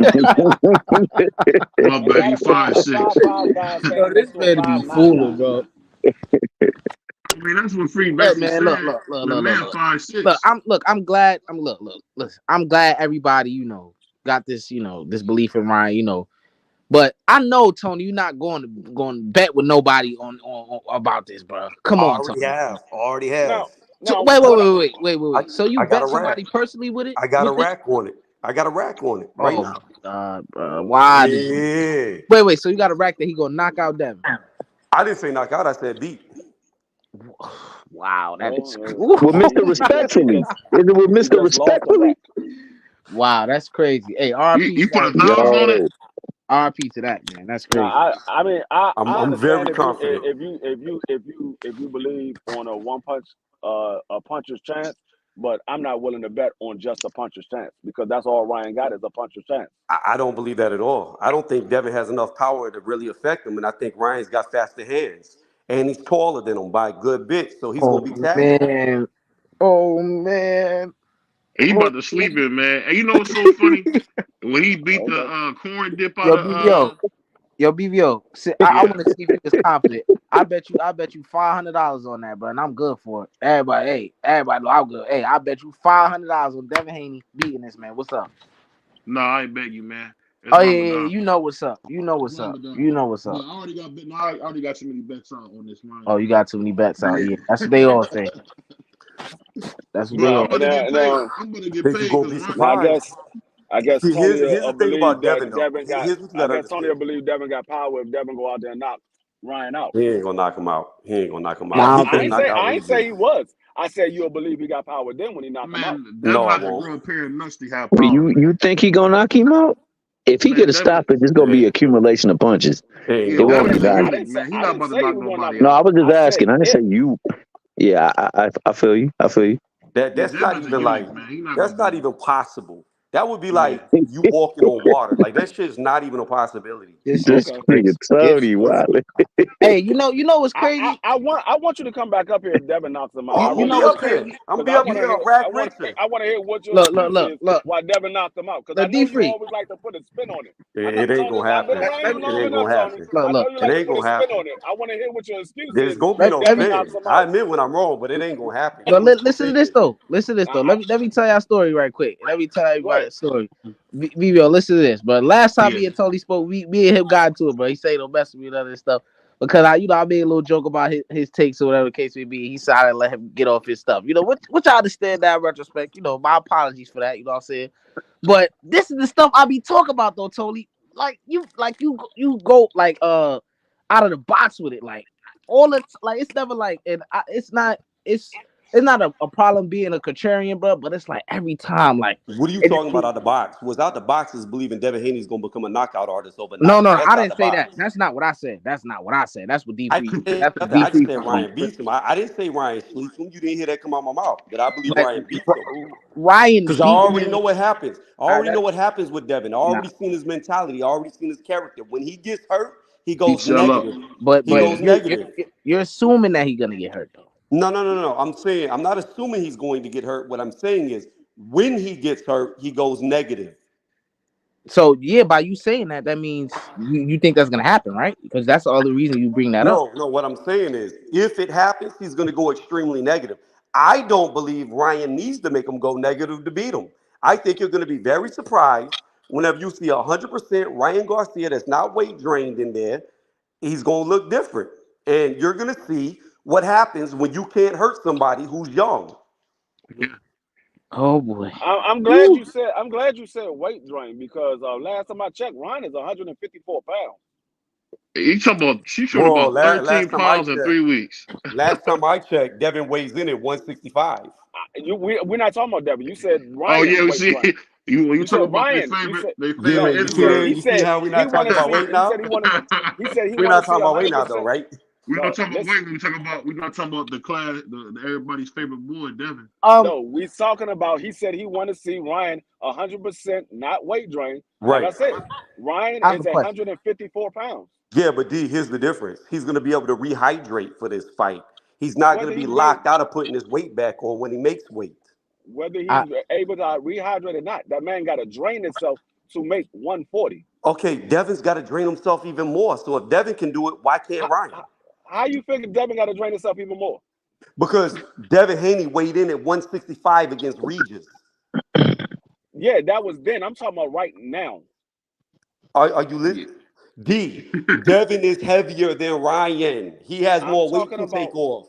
right now. You can lose 30 pounds in 3 months and not drain yourself.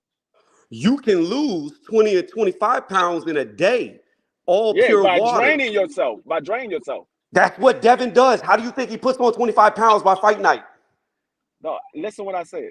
I said You're not you can listening to me. lose 30 You're not pounds listening to in me. 3 months without draining yourself. yo, Okay, so Tom, D man, this D, is funny, explain this yo. to me then. Explain this to me. Oh If man. you take 3 months to lose 30 pounds, then how do you put back on 25 pounds by the night of the fight? I don't know that he put on 25 pounds by the night of the fight. I'm That's what the they weight's said. out Mauricio there. said. The weight's That, out there, man. that's what What I'm telling Mauricio you said. is somebody who used to box, who used to cut weight, you can lose 20 to 25 pounds of water weight the day before the fight, and then by the night of the fight, you can rehydrate and be 20 to 25 pounds heavier. He That's ain't what he losing no does. daggone water weight. Oh God. Oh my Man, Look, God, Google it. you getting Look it cooked, up. Look free. it let, up. let, Look let it You me up. getting Look cooked, it up. free. Look it up right now. D free, go ahead me and I look it say said, up. let I me let me said, I said oh, he's not losing water weight. He's been in camp all this time. He's not losing Oh water my weight. He God. already lost the water weight. He already So lost the water weight. no, oh he God. hasn't. No, he hasn't. You don't lose the Okay. water weight till you If you dehydrate think you yourself. train, if you think you training in Dirk James gym in 109-degree weather and you not Watch losing him, that water weight, you crazy. Oh my goodness. Who BVO. was that? I don't know. He was Lord cutting D. up in somebody. I think it was Uppers or somebody's chat. No, it was Claymore's chat last night. I got a Yeah. question, man. I got a question, Let man. me play So this video real quick, man, before y'all go. I'm LeBron James, boy. I'm hyped up. Let me do the LeBron skip. Hey, Lil Durk, I'm hey man, LeBron what you James. doing? I know you. I'm LeBron James. I ain't gonna lie. Oh, Man, anyway, bro. Look at this. Look at this. I got a see, question. I'm gonna be over here. I got a question, bro. So good. why do you think that Ryan Garcia lost Oh, that's to why. Tank, Tony? That's I keep forgetting. Because he got drained. He No, no, no, drained no, us. no. I want to hear what Tony, man. Well, it could be one or two things. It could be that Tank's just better than him, or Mhm. the other possibility, the flip side of the coin is he was drained and his body could not react. He was too Which hurt. one do you think it really is? I don't know. I would have to see Tank fight him at 100%. Oh, You got to understand, when you are drained, like I've never seen Ryan look so slow with his hands ever in a fight. slow? Oh my He God. looked slow against Tank. No, he did not look slow. Yes, he did. No, he did not. Yes, he He did. was timed. His everything. Look, let me explain this to you. Ryan, to me, in that fight didn't look slow. What happened was he was telegraphing his stuff. What happens is when you That's get in, irrelevant.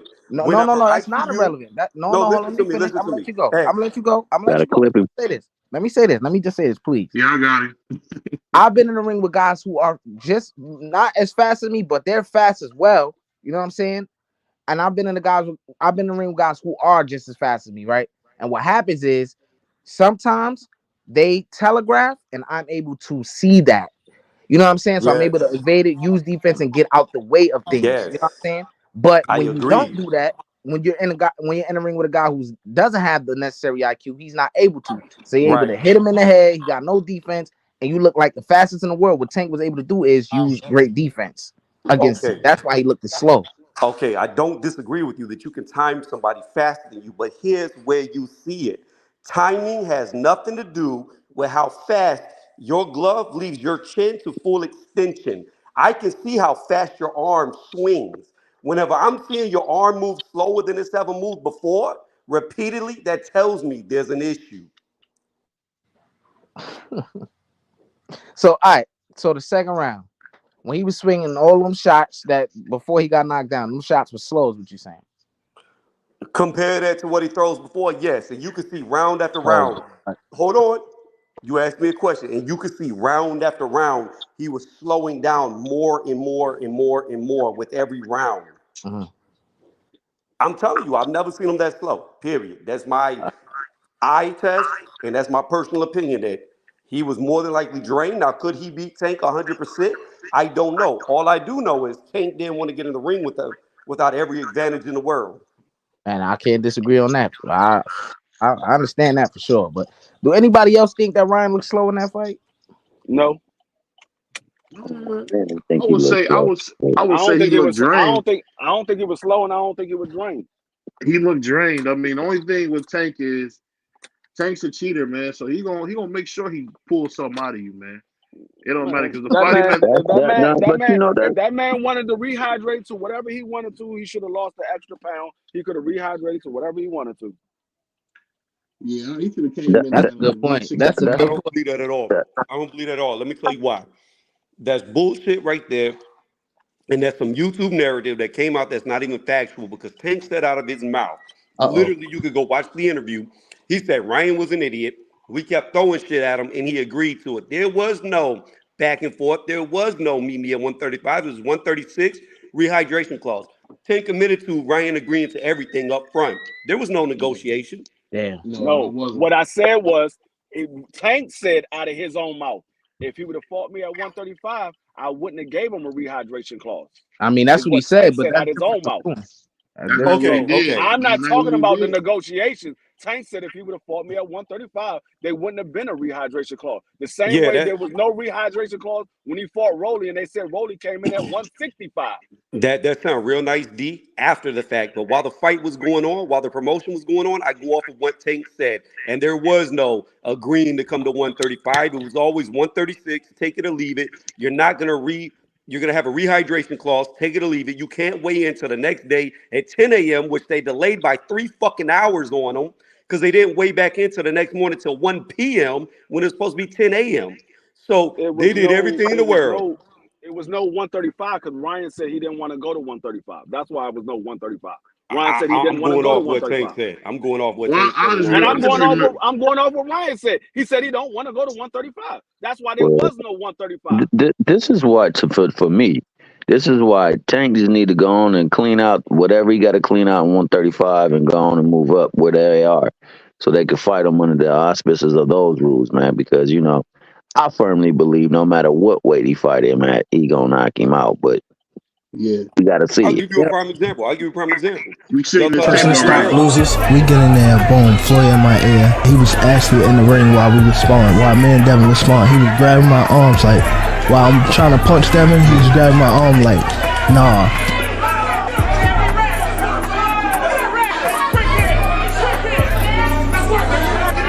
See where he was grabbing his arm.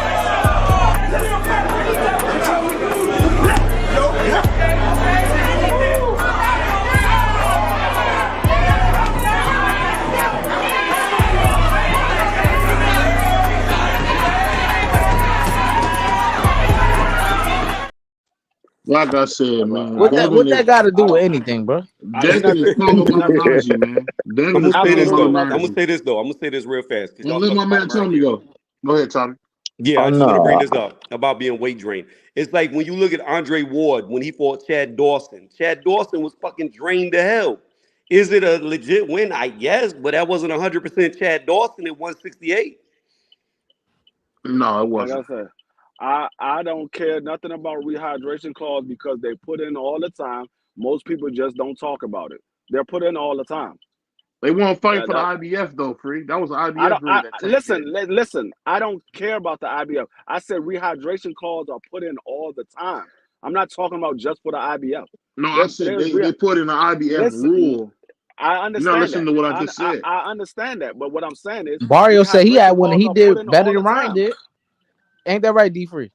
What? Barrios had one on him and he did better than Ryan did. I ain't hear him complain. Barrio said, and Barrio only spoke about it because they asked him about the rehydration clause. He said, well, I had one. He said, but I didn't complain about it because I signed the contract. Where'd he come from? What weight class did Barrios come from? Barrios was at 140. No, what weight class did he come from? 126? 122. Yeah. I don't care where he came from. But what from. does that mean, though? What does that mean, though? The motherfucker little as shit. That's what it means. Bro, he's little? What? Bro, Ryan couldn't make 122 when he was fucking 17 years old. So Barrios is little, but he fight at 147 right now. I don't care where he came from. He's at 147 now. And just beat Ugas. Who? He was at 140. He beat who?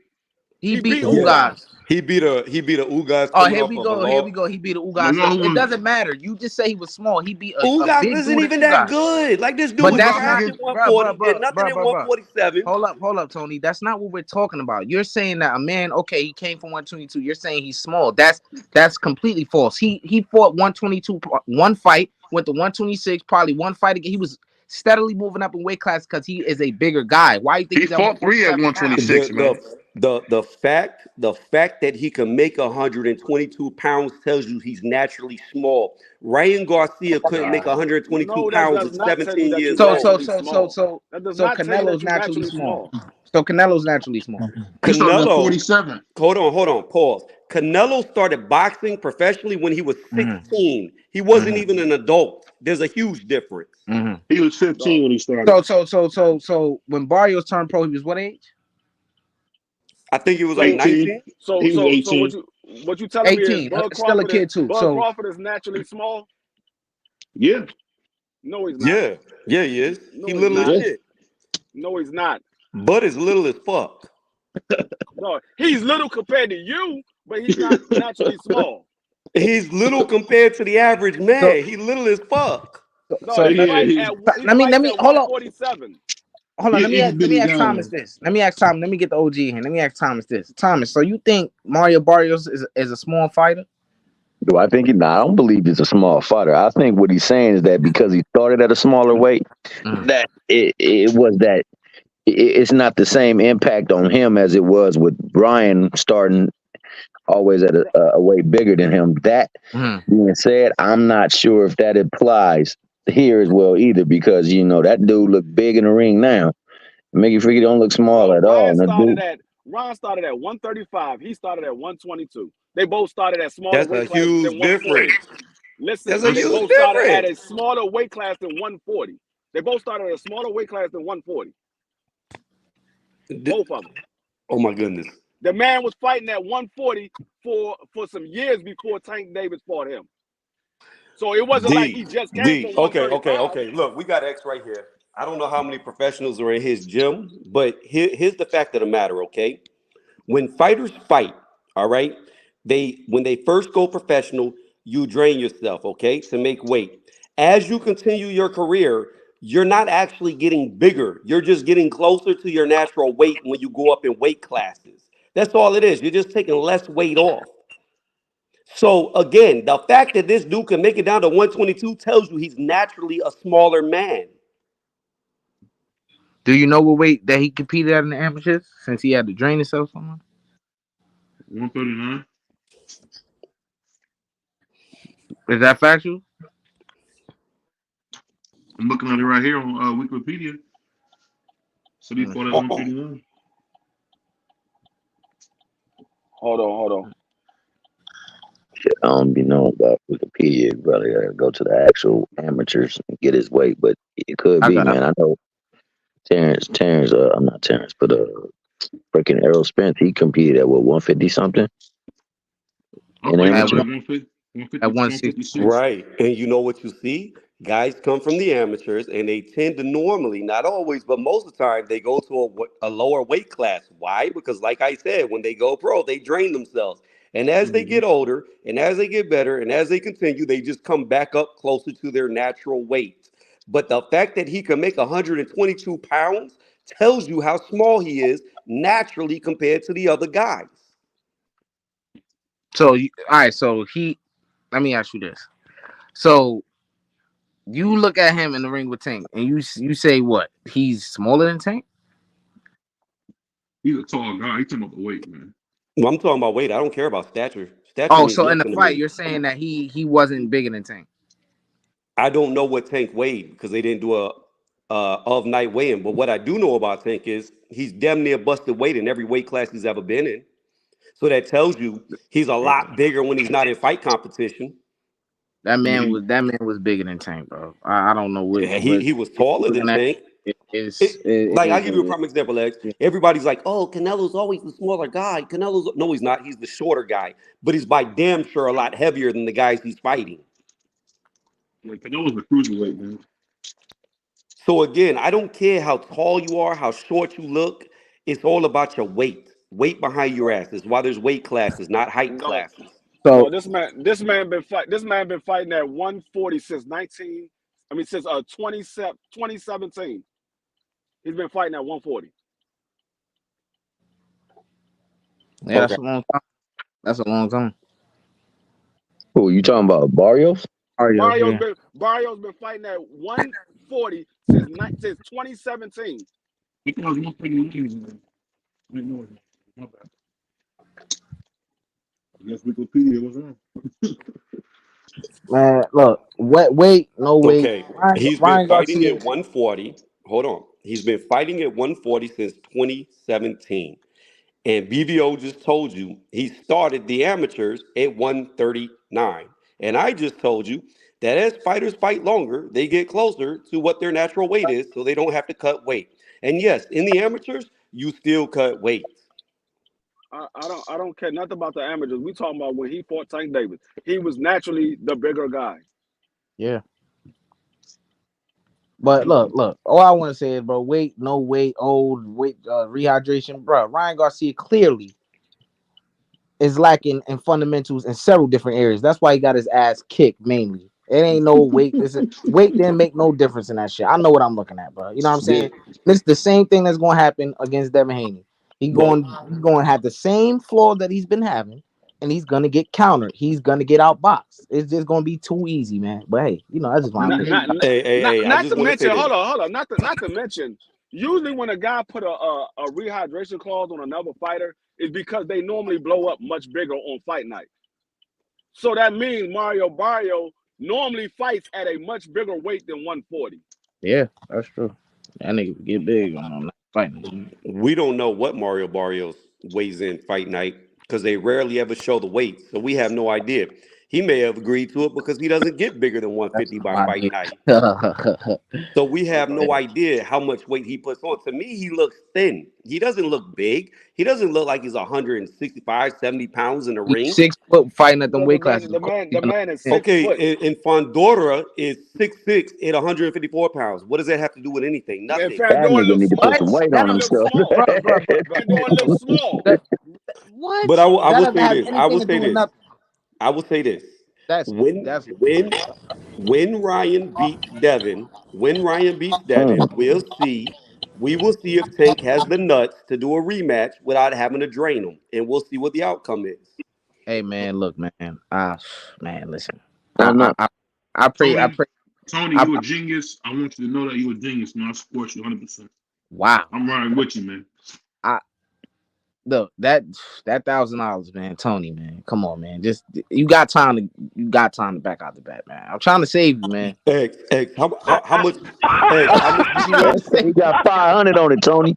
X got What's your 500. weight? What's your weight, X? How much do you I'll fight weigh? at 139 in amateurs. 139. Okay. Do you realize if we put a catch weight, right, and let's just say you maybe come down to, I don't even know what I could come down to, but we'll just put a hypothetical.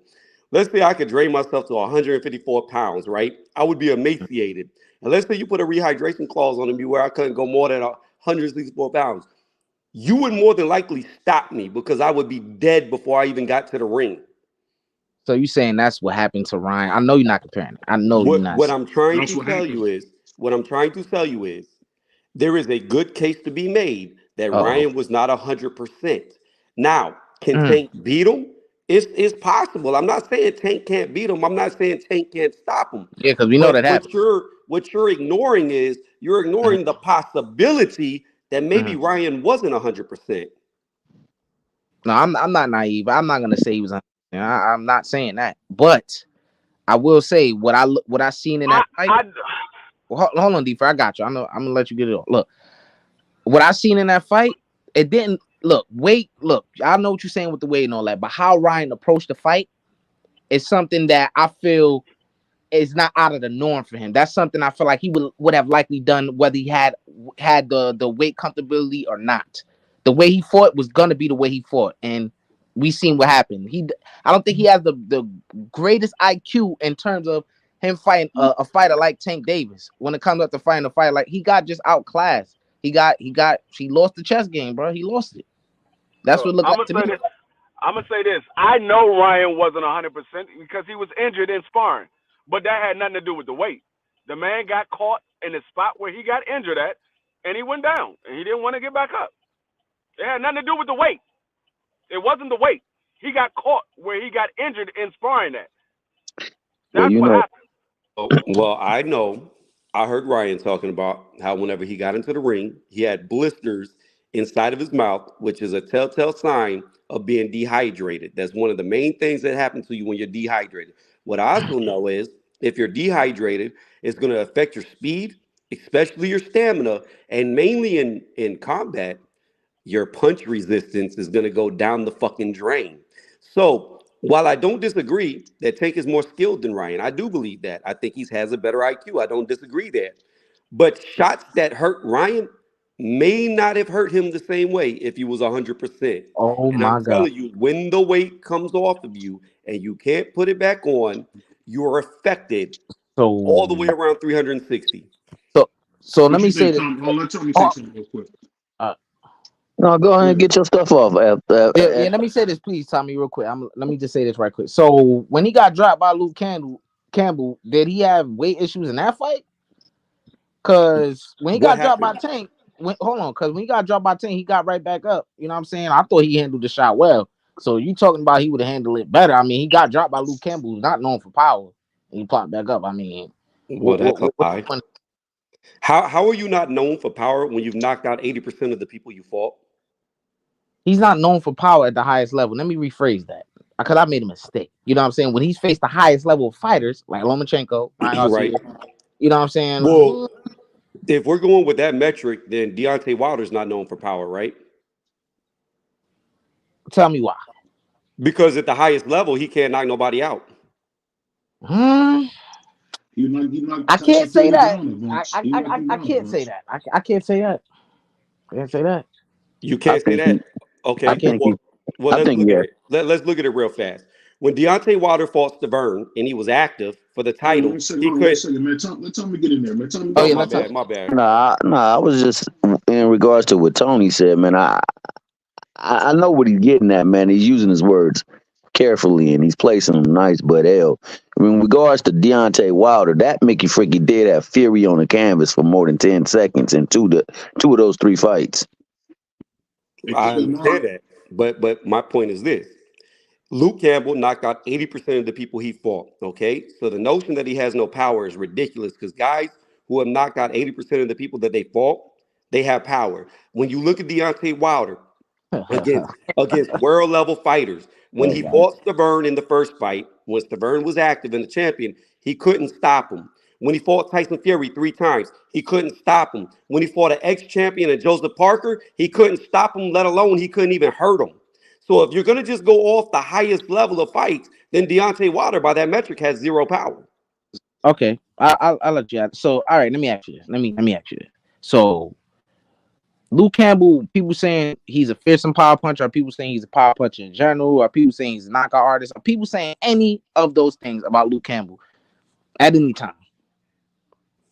It doesn't matter because the It doesn't same matter. people. Okay, No, that's no, all. no, no, no. Hold on. I'm trying to answer your question. The same people who said Luke Campbell couldn't punch are the same people that said Tyson Fury had no power. However, they don't realize that Tyson Fury's damn near knocked out every single person he's fought because the few fighters that he did knock out, he had rematches for and stopped them all in the rematches. The only thing that Luke Campbell has to show for his power is dropping Ryan Garcia. That's it. Because his power is not proven on the highest level, like I said. And again, He I have dropped to come he back dropped full Ryan. circle. I'm just keeping the same logic, same Mm, energy. Then by that mm. metric, Deontay Wilder has no power because he didn't knock nobody out at the highest level. dang, that He is true. No, what what what Dominic was Brazil what was was high. what was Luke Campbell most notable win? mm, I don't know. And I'm sure he didn't knock that dude out. Gold He doesn't medalist. have one. He doesn't have one. All of the notable names on his resume, which is Ryan Garcia, Loma Cinco, and Jorge Linares, he lost to. He doesn't have Lost. a notable win. Everybody else, Well, nobody knows who those fighters are. I would Yeah. say when he beat Mindy, Mindy was a good fighter at the time he Oh fought. my In god. fact, I think Mindy was a top 10 globally ranked fighter when Luke beat him. Oh my Who? days. Mindy? Mindy. Who's Mindy? No, I know a Mindy, but I don't know one in boxing though. I ain't gonna lie. no, that. He said, X be wild, bro.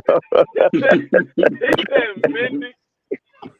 Mindy. Yeah. Such a I- Tony's what a Okay. I'm troll. saying is Tony's a troll, man. Tony's a troll. I'm not trolling. I'm being honest. Whenever Luke Campbell fought Mindy, Mindy was a top 10 Who's ranked. Mindy? See, here's the Who is problem. Here's the problem. who Here's the is problem with Mindy? this weight class. Hold on. Here's the problem with this weight class. People only know Theo, Ryan, Devin, now Shakur, Tank Davis, and Lomachenko. Nobody knows, or maybe George Kambosos as well. Nobody knows any of these other fighters. And Yes, we do. whenever Luke was coming up through the Zepeda. ranks, hold on. When Luke was coming up through those ranks, none of them guys were even at the weight class. That's a good point. It was Yeah, nobody at the weight class. It was nobody there. yeah, but So Loma again, So Except so hold on, you except you for wait, see pause, except pause, for you pause. You Jorge see just proved my Linares. everybody. point, D. D, you just Except proved for my Jorge point. D, Linares, there D, was a bunch of nobodies hold on, there. hold on. You just proved my point. You just said there was nobody there. So when I told you that he beat a somebody, whether they're a Okay. big name or not, they were a ranked fighter at the top. Just No, because no, you don't you, know them and you didn't no, know nobody in you, the division yeah, when Luke Campbell that's was a coming up, didn't no. mean he Listen, didn't beat his listen what I peers. said. Listen that's what I said. respectful. That's You, because respectful. you said he's a somebody, does not make him a somebody. Because you said he's a somebody, does not You make him a somebody. He you was you a can nobody. you can legit. There was a bunch of nobodies. There was a bunch of Okay, nobodies. okay. Whether there's a bunch of so this is the Terrence Crawford argument. Whenever Terrence was at 140, there's a bunch of nobodies. There's a bunch of nobodies. No, the fact is you can only Uh beat the people that are around No, you. oh. we didn't say. I didn't say Terrence Crawford fought a bunch of nobody. No, but that's the argument. That's why everybody thought Spence was going to beat him because he beat nobody at 140. He has no resume. Here's the fact of the No, matter, D. I'm going to that say it wasn't the again. I'm argument. going That to say wasn't it the again, argument. D. I'm going to The say it again. argument. No, D Free. No. I'm going to He say got a this point with that. again. Let me say this again. You can only beat the people around you, whether there are somebodies or nobodies in your division. If you're beating the top ranked people, whether they're known or not known, you're still beating the top ranked people. Just because you don't know them doesn't mean they weren't a top ranked person. He wasn't beating no top ranked people. He didn't beat no champion. He Okay. never beat a champion. Mm, mm. I Never mean, beat a champion. So he's beating all these guys at 135, but he never fought for a championship until he fought Loma. I mean, Look at that's this. the only time he fought for a championship. Let me put this into perspective. Hey, BVO, could you put me on the big screen right quick? Thank you very much, brother. Hey, BBO, put him on the big screen, baby boy. Come on, man. Look, this is all. Look, this is all we got to see. You know what I'm saying? This is who this man is. That's it. That's all. I understand what Tommy's saying. He got a Tony. Excuse me. He got a great point about you can only fight who's there. I get that, but that weight class only came to Providence when Tank got there. T.O. got all them dudes because those are extraordinary talents. You know what I'm saying? Luke Campbell fought guys. And this is not his fault, but he fought guys who were not, extraordinary or doing extraordinary things until he fought Loman and lost, until he fought Linares and lost, until he fought Ryan Garcia, dropped him and then lost. So, that's just what his whole career is. You know what I'm saying? They retired after Ryan beat him. He had the Olympian stuff going on for him. That's great. But other than that, the man has not, He hasn't done shit about boxing. If he would have fought somebody, he would have been a champion. The nigga fought a bunch of nobodies. That man fought for a championship one time in his whole career, and it was against Loma. So if he was beating everybody at 135, why he never fought for a championship? what the fuck you say? Fought for a championship? He only fought for a championship one time against No, Loma. he did not. No, he did not. He fought Linares for a championship. I don't even know what you're talking about right now. What the fuck you say? Fact check. Matter of fact, Uh-oh. he did fight Linares for a championship. My bad, I take that back. He did fight Linares. He fought Linares for a championship. I forgot about Linares. Yeah, I know you did. Just like you forgot, Luke Campbell beat ex-champions in that weight class as well. So I don't even understand it. This is a stupid ass argument. Former champions. He didn't beat 8 champions because he was never a champion. He beat 8 former champions. You didn't listen to what I said. He beat ex-champions in the weight class. I said he beat 8 former champions because he never beat a champion. He beat 8 former champions. Well, he beat a bunch of. Earlier you said Tank was a real champion off the WBA, even though Josh Taylor was undisputed at the time. So if you're counting baby belts, he definitely beat a lot of baby belt champions. Dang, Free. So are you going to say to your own metric? Baby belts. I'm talking about Reggie belts, interim titles. They're talking about Tank belts, bro. Them Reggie belts only come into play when it comes to Tank, but it's all good. That's why he needs to go. I didn't know that the WBA belt, the WBA World Championship, was called a Reggie belt. Yeah, well, when Tank last time I checked, when I looked at it, it's called the WBA World Championship. I didn't see regular on there. Y'all gave it the regular name. Last time I checked, the WBA came out with a statement saying that if there is a super champion, the WBA regular belt is just an interim champion. So that means that that's what the WBA said. That's what the WBA said. Oh my God! Did you hear what I just said? I heard what you said. I said go to the WBA and show me where it says regular champion. It doesn't say it. There's no. Oh my God! There's no such thing as a regular champion. What I'm telling you is, the point that I'm making. The point I'm trying to tell you is the WBA released a statement about why there's a super status and why there's the normal WBA belt. If you like normal better than regular, just the plain WBA.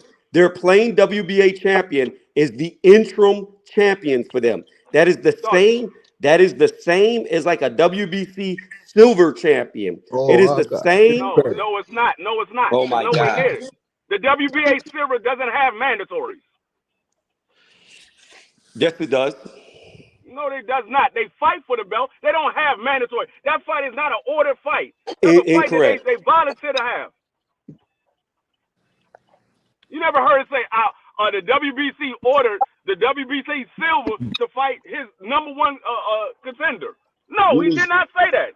The WBC Silver can be the mandatory. Incorrect. I'm gonna refresh your memory right now because I can name this dude right now. The WBC Silver can be the mandatory.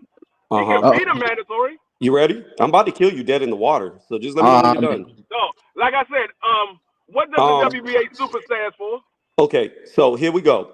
When Dillian White fought Hellenius, Hellenius was the WBC silver champion. That fight was mandated that Hellenius fight Dillian White. Just like several times. Just like several times. Just like no, I'm gonna give you another one. I'm gonna give you another one. I'm gonna give you another one. I'm gonna give you another one. Oh no, I'm gonna give you another one. No, it was not mandatory for the WBC silver. It was the mandatory to be the mandatory to the champion. It wasn't for the WBC silver. It was to be the mandatory for the champion. Okay, free. Okay, you're wrong. You're wrong, and I'm gonna explain why. They was becoming a mandatory to fight Deontay Wilder. Okay, you're wrong, and I'm gonna explain why. The WBC silver title is their interim champion. What I said earlier, when Hellenius was mandated to fight Dillian White, he became the interim champion. When you're the interim champion, by default, you are the mandatory to the champion. So yes, he had to defend the interim status, which was a silver belt, against Dillian White. Dillian White beat him to become the interim champion, so now he can fight Deontay Wilder as the mandatory. Furthermore, let me finish. The mandatory. Oh my God! You just stated out your mouth. To become the mandatory. You stated out your mouth the WBC title does not have mandatories. I just proved to you that it did.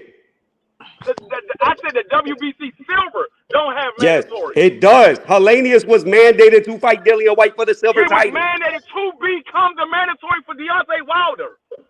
I don't know how to explain this any different. When you have the silver title, you are the mandatory for the champion, period. But they when you ordered this so they can have a mandatory for Deontay Wilder.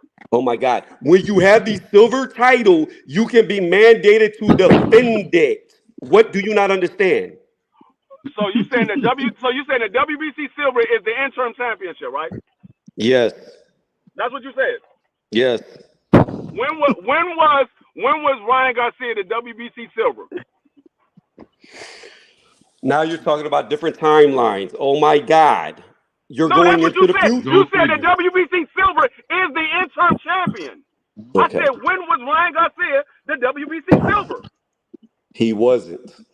Exactly, because he was the interim champion. No, he was the WBC silver. He was WBC silver. Oh, okay, he was. Well, you just killed yourself. He was the interim champion. He wasn't the WBC silver. He was the interim champion.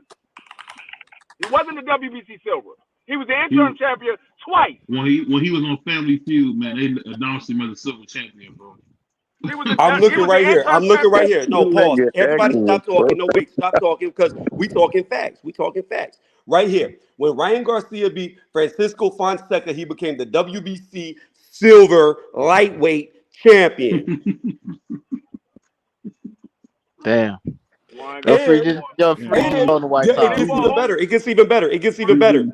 And Ryan Garcia was mandated to fight Luke Campbell. When he beat Luke Campbell, they elevated him from the silver champion to the interim champion because they've created more now, just like they have the franchise. They've added two. So Ryan even had to defend the silver title against Luke Campbell. But I want to get to this point. We're going to get to this point. Callum Smith was mandated to fight Canelo Alvarez when he was the silver champion for the vacated WBC title. So that means that he had to fight Canelo as the silver champion. And the winner got elevated. The winner got elevated to the regular WBC champion that was vacated from David Benavidez. They was fighting for the vacant belt. They wasn't fighting for the silver champion. They was fighting for David Benavidez's vacant belt. Okay, listen to me, D-Free. Listen. Callum Smith was the WBC silver champion. He got mandated to fight Canelo. The winner of that fight, the winner of that fight got I can't say would be elevated to the regular champion because there was no WBC No, champion at the time. they was not elevated. That was what was on the line. The Oh WBC man. Oh my vacant belt was God. on the This All right, is line. we going in dumb. This is circles, bro. dumb. Hey, let's This is just change dumb. the subject, man. Come on, bro. This is getting I don't know toxic. how many times I have to prove that you have to defend the silver title. Hey, I'm hey, done. hey, D Free, just throwing the white towel, man. It's all right, man. You gotta let the fight another day, brother. It's all right, bro. You know what I'm saying? Hey, I bet she put some grease on you for this first time I seen you get cooked. Yeah, Hey, man, but but anyway, look, man. I think the two brothers on the panel, Tony and BVO, they out of their mind. You know what I'm saying? Devin Haney is gonna beat the brakes off this man. You know what I'm saying? And everybody got their opinion. Everybody got their own opinion. It don't mean everybody opinion right, or if I make an opinion, my opinion right. It's just what you looking at. And we see different things, and that's okay. That's okay. You know what I'm saying? That's okay. Hey, It is all right. And we all see it different, and we're all right and we're all wrong at times. It is what it is. I'll say one thing. That this discussion we just had just shows there's way too many goddamn belts, bro. Yep. that's a fact. They need to consolidate the belts for sure and go back to either the 3 belt, the 4 belt, no interims, no nothing. Even if it's just 1 belt, it'd be better that way so that you got everybody fighting. I think, like I said, they need to make some other strides and steps to leveling the playing field so that Mickey Frickies can't have competitive advantages because of the region that they live in. That being the case, for as regards to Ryan and Tank and Devin and all them, they Ryan definitely has his work cut out for him. Can he beat Devin? Yeah. Do we need to be focused? Hell yeah. But Devin definitely can beat him as well too, man. I don't have no problem saying that the skills that he possesses can allow him to win the fight if he does everything that he needs to in that ring to keep him from being tagged. And I will admit that. But I'm saying that hell, Tank need to go on and clear out 135, get his ass up to 140 so we can make these fights because we need to hear the nonsense got to stop. That the weight draining, all this BS, they need to fight under the same jurisdiction so that there ain't no damn caveats, there ain't no damn excuses, no nothing. That they just go in there and they fight. So that the best man can win at their best. It don't work like that, Tommy. You know it. Tell you what, Ryan Garcia got just as much of a chance of being Devin Haney as he did against Tank, bro. You know what I'm saying? He about to get beat down, bro. I mean, I'm talking about. Hey, look, You man. said he getting knocked. Do you believe he getting knocked out? That's all I want to know. No. I ain't say that. Hey, Okay. I don't know if y'all heard my opinion on it, but I definitely said because what's his name?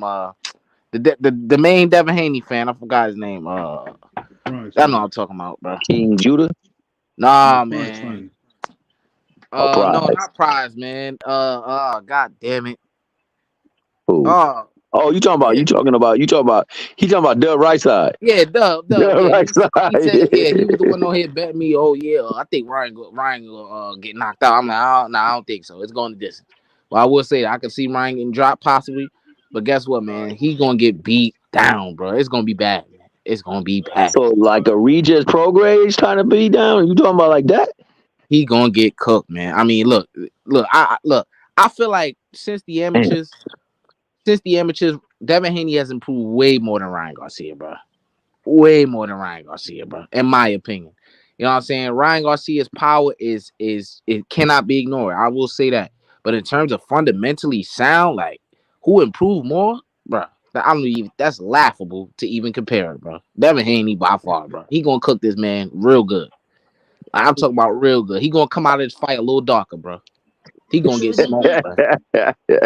So when he beat the That's fried what's chicken up. out of him, then what? Hey, who's sharing screen right now? Oh, that's BVO. Oh, do me a favor, D. Why don't you scroll down a little bit? Why don't you scroll down to 2016, okay? Go ahead, scroll down a little bit, because I don't know why you keep doing this stuff, and go to Norbert and tell me what belt Callum Smith won when he fought Norbert. And then I can explain what the diamond belt is if you want me to, because you're just shooting yourself in the leg. So scroll on down. Scroll on down and show Norbert. And bring that Be up and free, you still there? tell me what belt he What? You won. said what? He Tony on you, man. He trying to come for your belt, man. No, you said when he fought Canelo Alvarez, Scroll down. they was fighting. They were listen. BVO, You said BVO, share listen. screen. You said Share when he screen, fought BVO. Canelo Alvarez. I don't care about what he fought before Scroll down. Canelo. You said Scroll when he down. fought Canelo, he fought Canelo I can't Alvarez scroll for the down now. I'm not WBA sharing. It's a picture. silver. You said he Scroll fought down. Canelo Alvarez for the It's a picture. WBA It's not a silver. screen. I told you they was fighting for the WBC Right. vacant belt. That's Okay. what was on the line when he fought Canelo Alvarez. The All right. WBA vacant and the WBC. I mean, the WBC vacant and the WBA super. That was what was on the line. Not Okay. no WBC silver. Okay. BVO, can you please go to Callum Smith's box rec for me, please? Oh, I'm not sharing screen. You can send it to me and I can put it up. I'm on my phone. I can't send it to you. Oh shit. Yeah, hold on. Because I guarantee you, if you go look at Norbert, however the fuck you say his name, I guarantee you he won the WBC silver title. And that silver title, because here's the thing that matters when you talk about the WBC. Here's the thing that matters when you talk about the WBC. They create a belt all the fucking time, and they elevate belts and change belts. The silver. I didn't say he wasn't the silver champion. Okay. I said when he fought Canelo Alvarez, it was for the WBC vacant. That's Yes. what was on the line, not the silver. Okay. That was what was on the line. So again, I will restate what I said earlier, and I don't know how you didn't understand what I said. The winner of that fight would be elevated from the silver champion to the WBC regular champion. That's why the winner became the normal WBC champion. But what was on the line? The WBC silver or the WBC vacant? Oh my God, you inherit both of them. What was on the line? He got both. He got both of them. Actually, he got 3 belts when he beat Callum Smith. He got a diamond belt. I only see 2. Okay. Well, look in his trophy case. He got a diamond belt. He got a silver belt, and he got the regular belt when he beat fucking Callum Smith. He actually got awarded, and I think he also got a special belt that they created for that fight as well. So I think he got 4 belts when he won that fight. I only see 2 belts on the line. I don't know where you see. I don't know where you see Caleb Smith and Canelo Alvarez fighting for the WBC silver. Do me a favor, D Free. Show me on BoxRec where the Mezzo belt is that Canelo won. Show me on there. The who belt? The Mezzo belt. The custom made Mezzo belt. Show me where the Aztec belt is on there. Those are not belts. Yes, they are. Yes, they are belts. Who else has he fought for that belt? Oh my! You don't understand the WBC. It's fine. We can move on. I'm not worried about it. We can move on. Like I said, who else has he fought for that belt? You got it, D. You win. We can move on. No, you said it's a belt. You said it's a belt. Who else has he fought for it? If they created it one time, which sounds like an award more than a belt, who else has he fought for it? You realize the WBA diamond belt is an awarded belt. The silver belt can be awarded. They're all. Oh, I'm done. You win. You got it. You got it. Last time I checked, a belt is transferable. Award is not. Okay, you're right. It's transferable. Is that what you're looking for, man? What are you talking about? Oh yeah, click on Norbert. Click on Norbert. Click on Norbert. Just click on Norbert. He is 2016, 09, 10. 21-3, 0 draws. Just make that real big. You got to click the drop down arrow. Oh, you took a screenshot. Never mind. I don't care. It's over. I want to move on. I'm finishing up my food before I go to bed. I'm tired of talking about fucking belts. He's finishing up his food before he go to bed. Oh man, he calling you fool, D Free. What the frick, man? Damn, man, that's D crazy. Free been bullying us. All I know is the daggone fact says that he fought for the WBC vacant. I don't see silver nowhere. So you said it was a silver. I don't see silver nowhere. I see WBA vacant. WBC vacant. I don't see silver nowhere. So I don't know. Until you can show me where it says WBC Silver on there, that's just what you say. Okay, BVO, go on and share the screen, bro, and go through the link. See where it say that. Lazy, man. He's not. It's not going to say WBC Silver. It says WBC Vacant Belt, and it says the WBA Super that Caleb Smith and Canelo Alvarez fought for. It's not going to say Silver. That's what they fought for. It do say Silver, man. Where it say Silver at? I'm Show me where it say Silver at. It doesn't say Silver nowhere. I'm about to pull it back up, Free. He really cooking you, man. It's you've been bullying us, so I'm glad. The WBC. I'm looking right at it, though. I'm looking right at it right now. I share my screen. Canelo Alvarez and Caleb Smith fought for the WBA Super World Middle title. The WBC World Super Middle Vacant title. Yes. I don't see Silver nowhere. I've already explained it to you because the winner got elevated. No, what you said literally was that's what Mauricio put out. Do we need to pull up the statement? Do we need to pull up the statement from Mauricio Suleiman where he goes to explain how the winner is going to be elevated? And that's why you see that belt, because the winner is elevated. No, every clipping that you pull up for Caleb Smith and Canelo Alvarez said they was fighting for the WBC vacant belt. The WBC vacant belt. You don't see Silver nowhere. Okay. You can't show me a clip where they said they was fighting for the Silver. I don't know how to explain this to you any different. Mauricio Suleiman made a statement, okay? He mandated Callum Smith, who was the silver WBC champion. He became the silver WBC champion in 2016. He was the reigning silver and diamond WBC champion, okay? He came out with a statement and said the winner of that match will be elevated to the regular WBC champion. I don't know what you don't understand. All that is saying was because he was the silver champion, he was in position to fight for the vacant belt. That does not mean that they was fighting for his silver belt. It means that he was in a position to fight for the vacant belt. Salute to Billy. Oh hey, that's what it means. Because Canelo Alvarez was moving up. Or actually he moved back down. No, Canelo was moving down. Okay, pause. Was Callum Smith the silver champion or not? Yes or no? Yes. I said he was. Okay, pause. Was he mandated to fight Canelo Alvarez? Yes. Yes. Okay. Was he the regular WBC champion at the time he was mandated? They was fighting for the vacant belt. Was he the regular WBC champion when he was mandated? Was who the regular WBC champion? Callum Smith. No, he was not. Okay. Don't get mad at me, nigga. I'm here telling the truth. If somebody else should have told you this. Okay, so let's replay what we just said. So Callum Smith was the reigning WBC champion, silver champion that was mandated to fight Canelo Alvarez, which tells you that if you had the silver title, you could be mandated to fight people.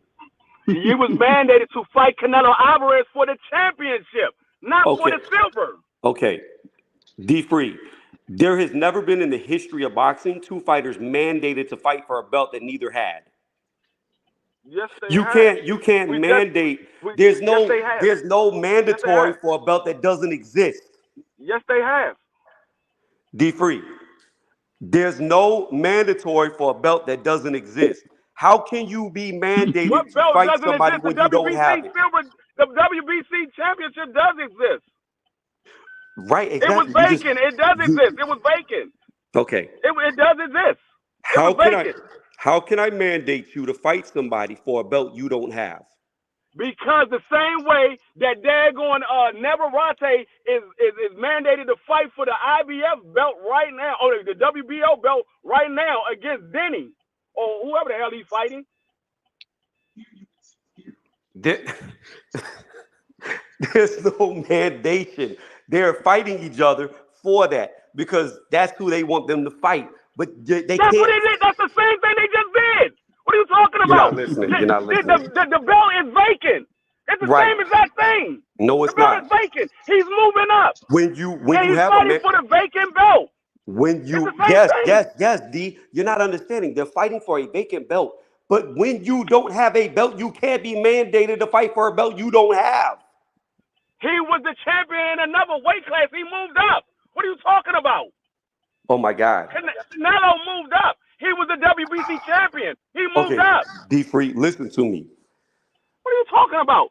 You, when you have a mandatory, you are defending your title. That's what mandatory means. You have a mandatory defense, okay?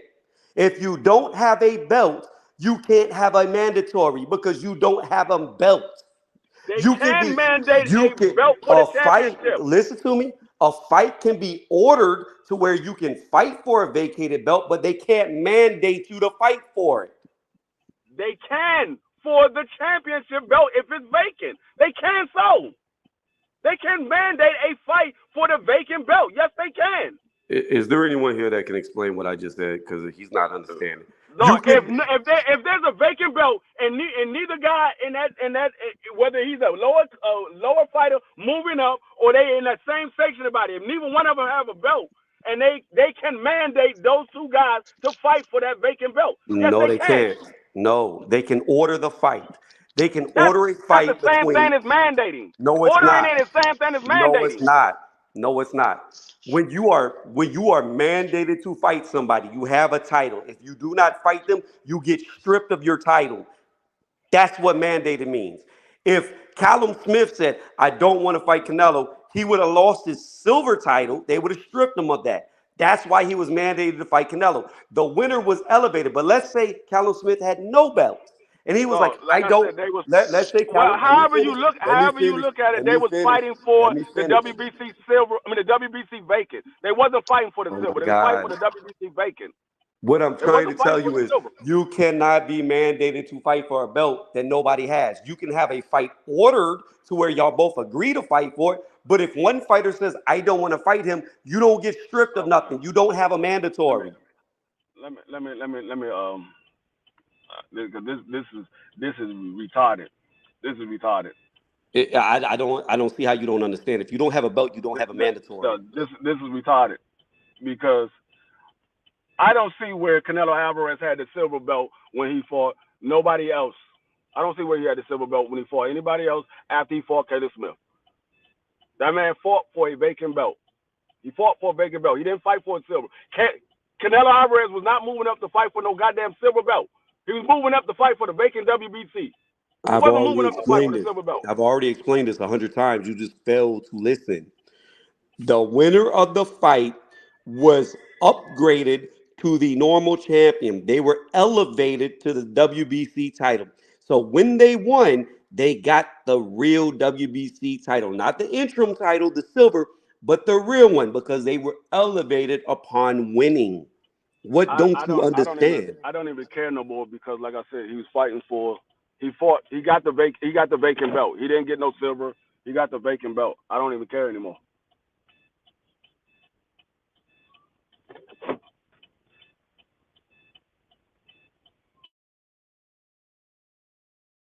Damn.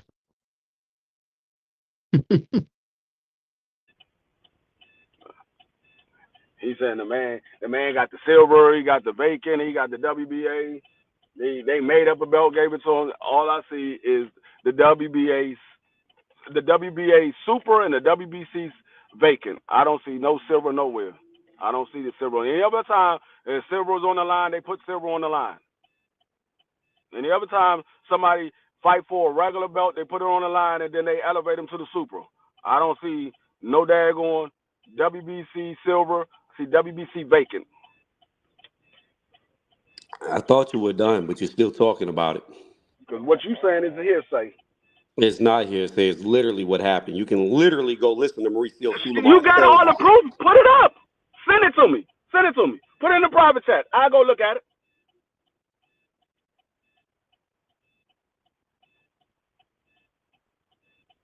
I can't post links on my cell phone. It'll kick me off StreamYard. So that's not happening. Well, I'll put my daggone link in the chat. In the private chat, you send it to that link when you get off.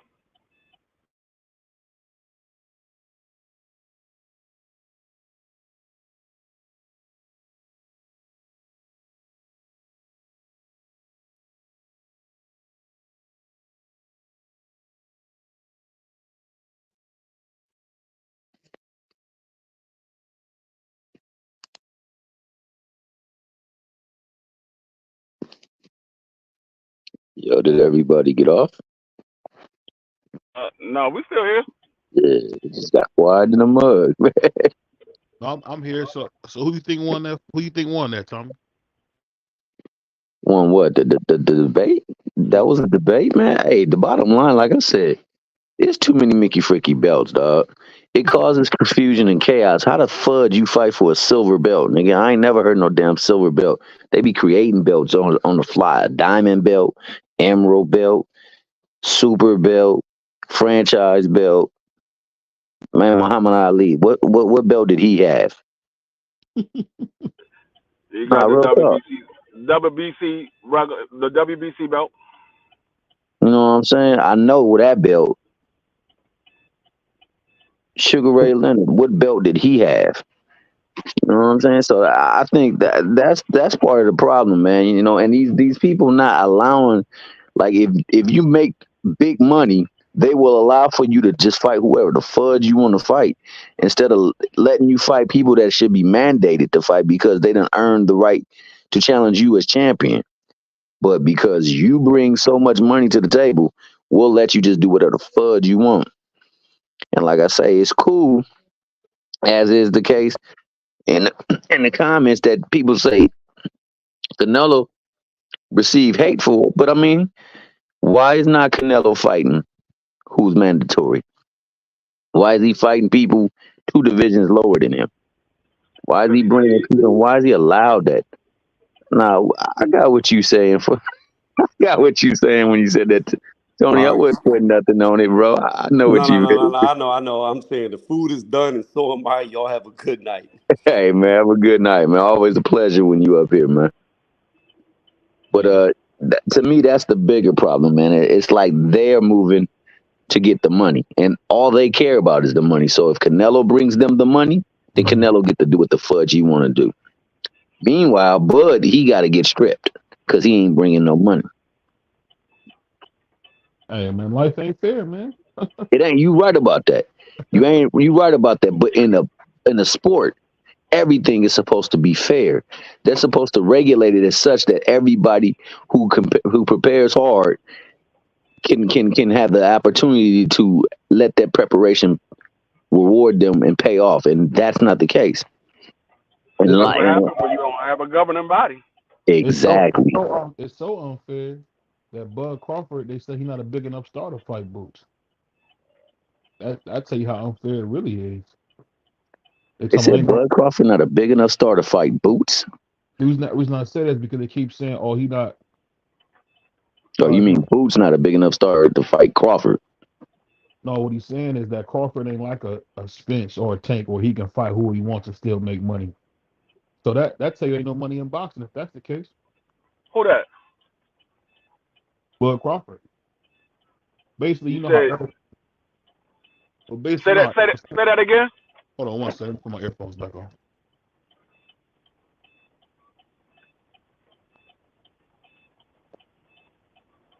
You hear me? Yeah, I can hear you. I got I my mic can on. I can hear you. No, Yeah, we can hear you. basically what they were saying was that everybody was saying we want to see Bud versus Boots, and they're basically saying that fight ain't gonna make no money. That's basically saying that you don't think Bud Crawford, a 2-time undisputed champion, is a big enough star to help carry a fight. So that's what they mean. Basically, it's just about who do the people like. The people No, didn't choose Bud. I think Bud believes that because Bud is the one saying is not a big enough fight.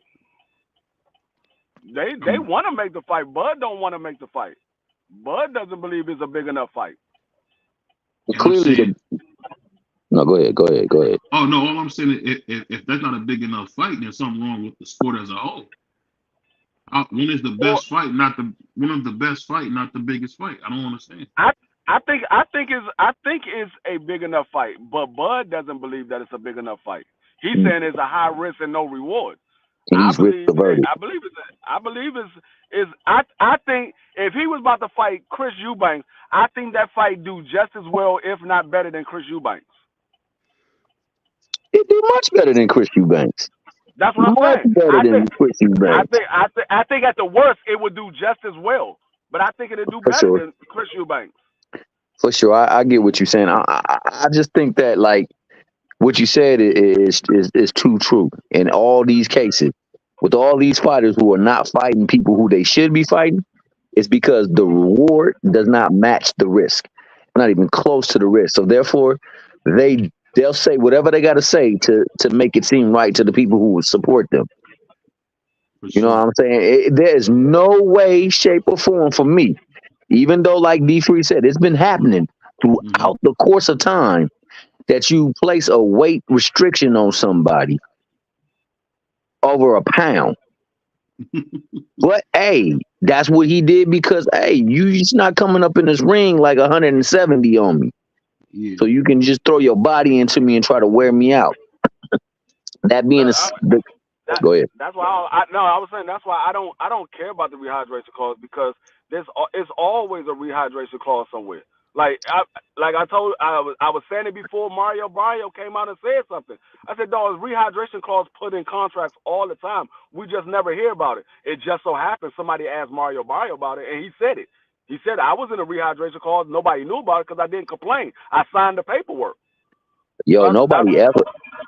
No, go ahead, D. My bad. I was saying that I was just saying that just proves my point. There's rehydration clause all the time.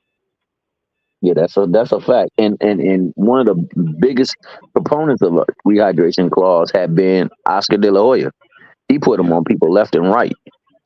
Yep. Nobody ever had nothing negative to say about him. It's only when black fighters actually do it that it becomes a problem, especially those that are hated on by folks. Like the fact that, like I said, man, the fact that all Tank fights, this is a saying that's often said, all he fights is slow, flat-footed Mexican fighters.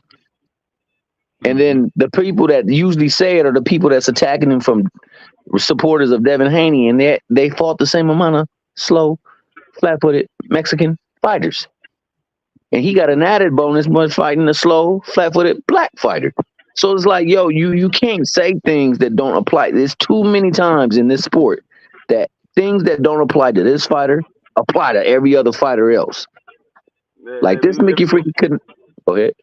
No, I was gonna say, if you look at the resume, Tank Davis fought more black fighters than Devin Haney did. Indeed. But the thing is, like, they're not fighting one another, and the only one that applies to is Tank. It don't apply to them. They're giving, you'll let them tell it, they're giving us the fights that we want to see. So who wanted to see the nigga fight JoJo Diaz? Who wanted to see the nigga fight Antonio Moran? Nobody. Who wanted to see the nigga Shakur fight Yoshino?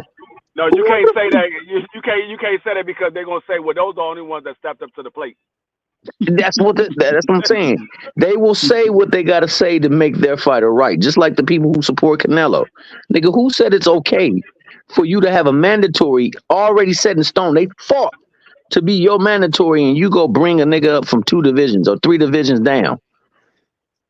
You know that's like the big homie Fanon said. I can't say Tank Davis ain't putting on the fights that people want to see because he's always doing 250 pay-per-view buys.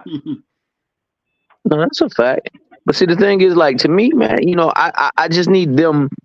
See, Tank, who's left to fight at 135? I think he needs to fight them and then move up. And see, I believe Tank Davis is going to fight her. That's why I said when everybody was saying, "Oh, he gonna fight Pitbull Cruz," I said, "You see, y'all don't awaken the beast, bro. I ain't go nowhere. I hear Thomas. I hear Thomas capping, man. I hear all that, man. I'm back. You hear man. me capping with our capo? Yeah, man. I'm back, man. Hold on, give me 5 minutes. Give me 5 minutes. I hear people say, "Oh, Tank is gonna fight Pitbull Cruz again, or he gonna fight El Rayo." But I told everybody, you have to wait. Let Tank make his announcement, then we judge him accordingly. Everybody goes, "Oh no, he's gonna fight Pitbull Cruz again." I'm telling you, we already see the writing on the wall. Well, did not say that.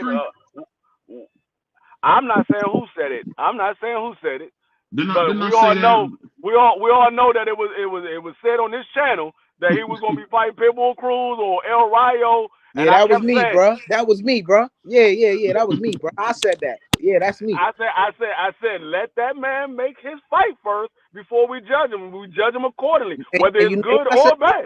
You know why I said that, Mr. D3, bro? Because the man coach said, "Oh yeah, we don't want to fight nobody but Isaac Cruz." After he just knocked out Rolly, I'm talking about immediately after he just fought Rolly. This man coach talking about, yeah, they want to get that knockout on Isaac Cruz. Facts. So why would I Yeah, not think that? no, but like I told everybody before, I don't know if you heard me or not. Coach Kyle and Coach Kenny does not make Tank Davis fights.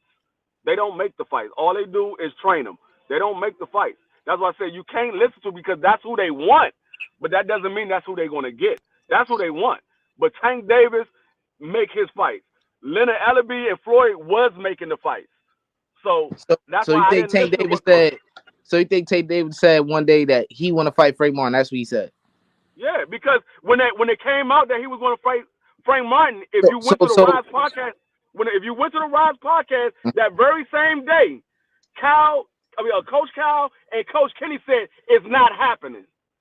They said it the same day that it came out. They said it's not happening. Nah, that fight ain't happening. So all right. So why hasn't he done that before? Like why? Like because it wasn't Tank that was making the fight. It was Leonard Ellaby and Floyd. And Alabama. So how come Tank still be saying, "Oh yeah, y'all gotta ask Al"? How come he still be saying that? No, he said if you want to make the fight with me, you got to talk to Al because Al Haymon negotiate his fights. He doesn't make the fights; he negotiates his fights. The same way Earl said it to Bud. He told Bob Earl, call Al. Why haven't y'all called Al yet? Not to good. Oh, X also because that's one of the few people in this world he trusts. Like he trusts Al Haymon to do right by him. No. Here's the thing. Tom, look at this. I seen the post from Tank, and this we like to do. This how you get yourself caught up. And dudes like me are gonna bring these things up to bring light on the BS that I see through the BS. He gonna say one time, "Oh yeah," somebody asked him a question on, "Oh, why you not fighting this fighter?" He like, "Oh yeah, you gotta ask Al on that because I wanted that fight." These are the things that he be saying, bro.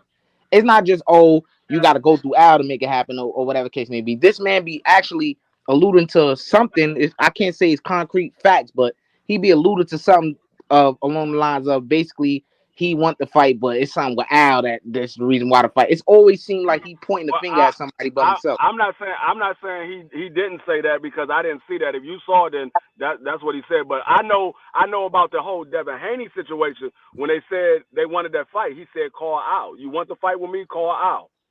Because Al Haymon negotiate his fight. Tank don't negotiate the fight. And it's another thing. Because I was bathing, man. I overheard you, Tommy, saying that the narrative that Tank don't fight black fighters. That's, to me, that's a minor narrative. That's not the thing that people are mainly talking about. The thing that people mainly are talking about is, which I think needs to be highlighted, is the competition that he is fighting. You know what I'm saying? Whether or not you think, oh, they fought the same amount of Mexican fighters or what have you, because that's also a narrative that gets talked about. The fact of the matter is, whether it be 1 or 2 or 3 fighters that Devin Haney fought that's better than a couple fighters or whatever the case would be at Tank for. The man just fought Lomachenko, man. A man that Tank was scared to death of. He didn't want no smoke with that man. He told Lomachenko and Bob didn't want to make the fight. You know what I'm saying? That's all I'm saying, bro. Tank ain't never been scared to make the Lomachenko fight. I don't agree with that, man. Hey, where BVO at? Exactly, BVO. Exactly. No, BVO, nah. Both of y'all know that just recently, BVO. I said he was. I didn't say he is now, but he was. That's a fact. Where did Tank say? I don't want to fight Lomachenko? D free. Let me say this. You've seen the video. Hold on. They're trying to set me up when he was saying that stuff. Let me get him, BVO. Look at this. D free. You a very intelligent brother. I enjoy sharing the panel with you. You not stupid, brother. Don't play dumb now, man. You know when a nigga scared, bro. You know when a nigga says hold on, D free. If you telling me, if you go on the street right now and say, "Yo, dude, I want to fight you," and that dude said, "Nah, man, I don't want to fight you," what that mean, D free? Okay, hold on. Like I said, where did Tank say no? I don't want to fight him first. Tell me where he said he didn't want to fight him. Read between the lines, D free. You okay, smart. Okay, you say okay. Hold up. Okay, you say read between the lines. Okay, I read between the lines. Okay. At the time that Lomachenko said he wanted to fight Tank Davis, remember? At that time, Yeah. Lomachenko was the A side. Why didn't he send Tank a contract? Oh, Lomachenko was the A side. That's not what Floyd was saying, my nigga. No, Yeah, Floyd was Lomachenko saying that. was the That's A not what side. Floyd was saying, No, bro. listen. Because Lomachenko Floyd was said a. he took. Hold on. Floyd said. Hold up. Listen. Let me finish. Hold on, D3 Let down. me Hold up, D3 let me down. let Hold me up. finish. Hold up. Let me No, finish. hold Let Hey, me up. it's been a finish. fire one Look, today. Floyd Let me finish. said, Let me I finish. took the top Let the me buff, finish. and we gonna make the Let me finish. Lomachenko fight happen. And what Tank said, oh, they trying to set Let me me up, finish. man. Somebody help me, man. That's I'm what he gonna let said. you talk once I finish. I'm All gonna right, let go you ahead. talk once I All right, finish. go ahead. All right, Lomachenko wanted to fight Tank Davis at the time that Tank Davis haven't even fought for a championship yet. Lomachenko was clearly the A side at that time. Lomachenko was the daggone two-time gold medalist. He had already beat Gary Russell. He had already beat somebody else for a championship. Lomachenko was clearly the A side at that time. Why didn't he send Tank Davis a contract? In your opinion, he was that, bro. But Floyd eyes, this is Floyd who we dealing with. Floyd did not say that, bro. Floyd said that they are the A side, man. You talking about, in your opinion, that's your opinion that Lomachenko was the A side. But Floyd lens, because he controlling the man's career, he like, nah, we the A side. You know what I'm saying? He said, yeah, I talked to Todd the Buff. We gonna make the Lomachenko fight happen. And what Tank say? Oh man, they trying to set me up. Somebody help, man. Floyd, conspiring and all this other weird shit, bro. You know you fucked up, right? Hold on. You know you fucked up, right? You know you fucked up, right? Go ahead, bro. Because how many times has Tank Davis said they trying to set him up? He said it with Loma. He And then, he said it with Loma. I think. Wait, hold on. Let me think. Hold on. He Before I said speak. it with Loma. He said it Said it with with Pedraza. He said it with Pedraza. He said it with Rowley. uh, They made every fight except for the Loma. They made every fight except for the Loma. It wasn't Tank Davis making the fight. It was Floyd and Leonard Allaby. Because you just said that Floyd said we're the A side. So that means Floyd was making the fight, not Tank. Floyd. Oh, so all right, wait. Hold up. That you escaping the facts, brother. You No, escaping you the facts. escaping it. No. You Hold on. Because I get what you're saying. And I said that too. That Floyd is controlling the whole shit. You know what I'm saying? That's a fact. But my thing is the energy with Tank. I said that he was scared to death. That's what I said. I ain't say nothing else. I said, where did Tank said he didn't want to fight him? Tank just said they trying to set me up. He never said he didn't want to fight him. All right. Here's my thing. So what does that mean when he said, "Oh, they trying to set me up"? Does that mean he's fearful or what? What do you think that is? That he mean they trying to set him up. I don't know what it means. I'm not that man. I don't know what he fucking mean. You know exactly what that shit mean, man. You know exactly what that shit mean, man. I don't know what they he trying to means. set me up.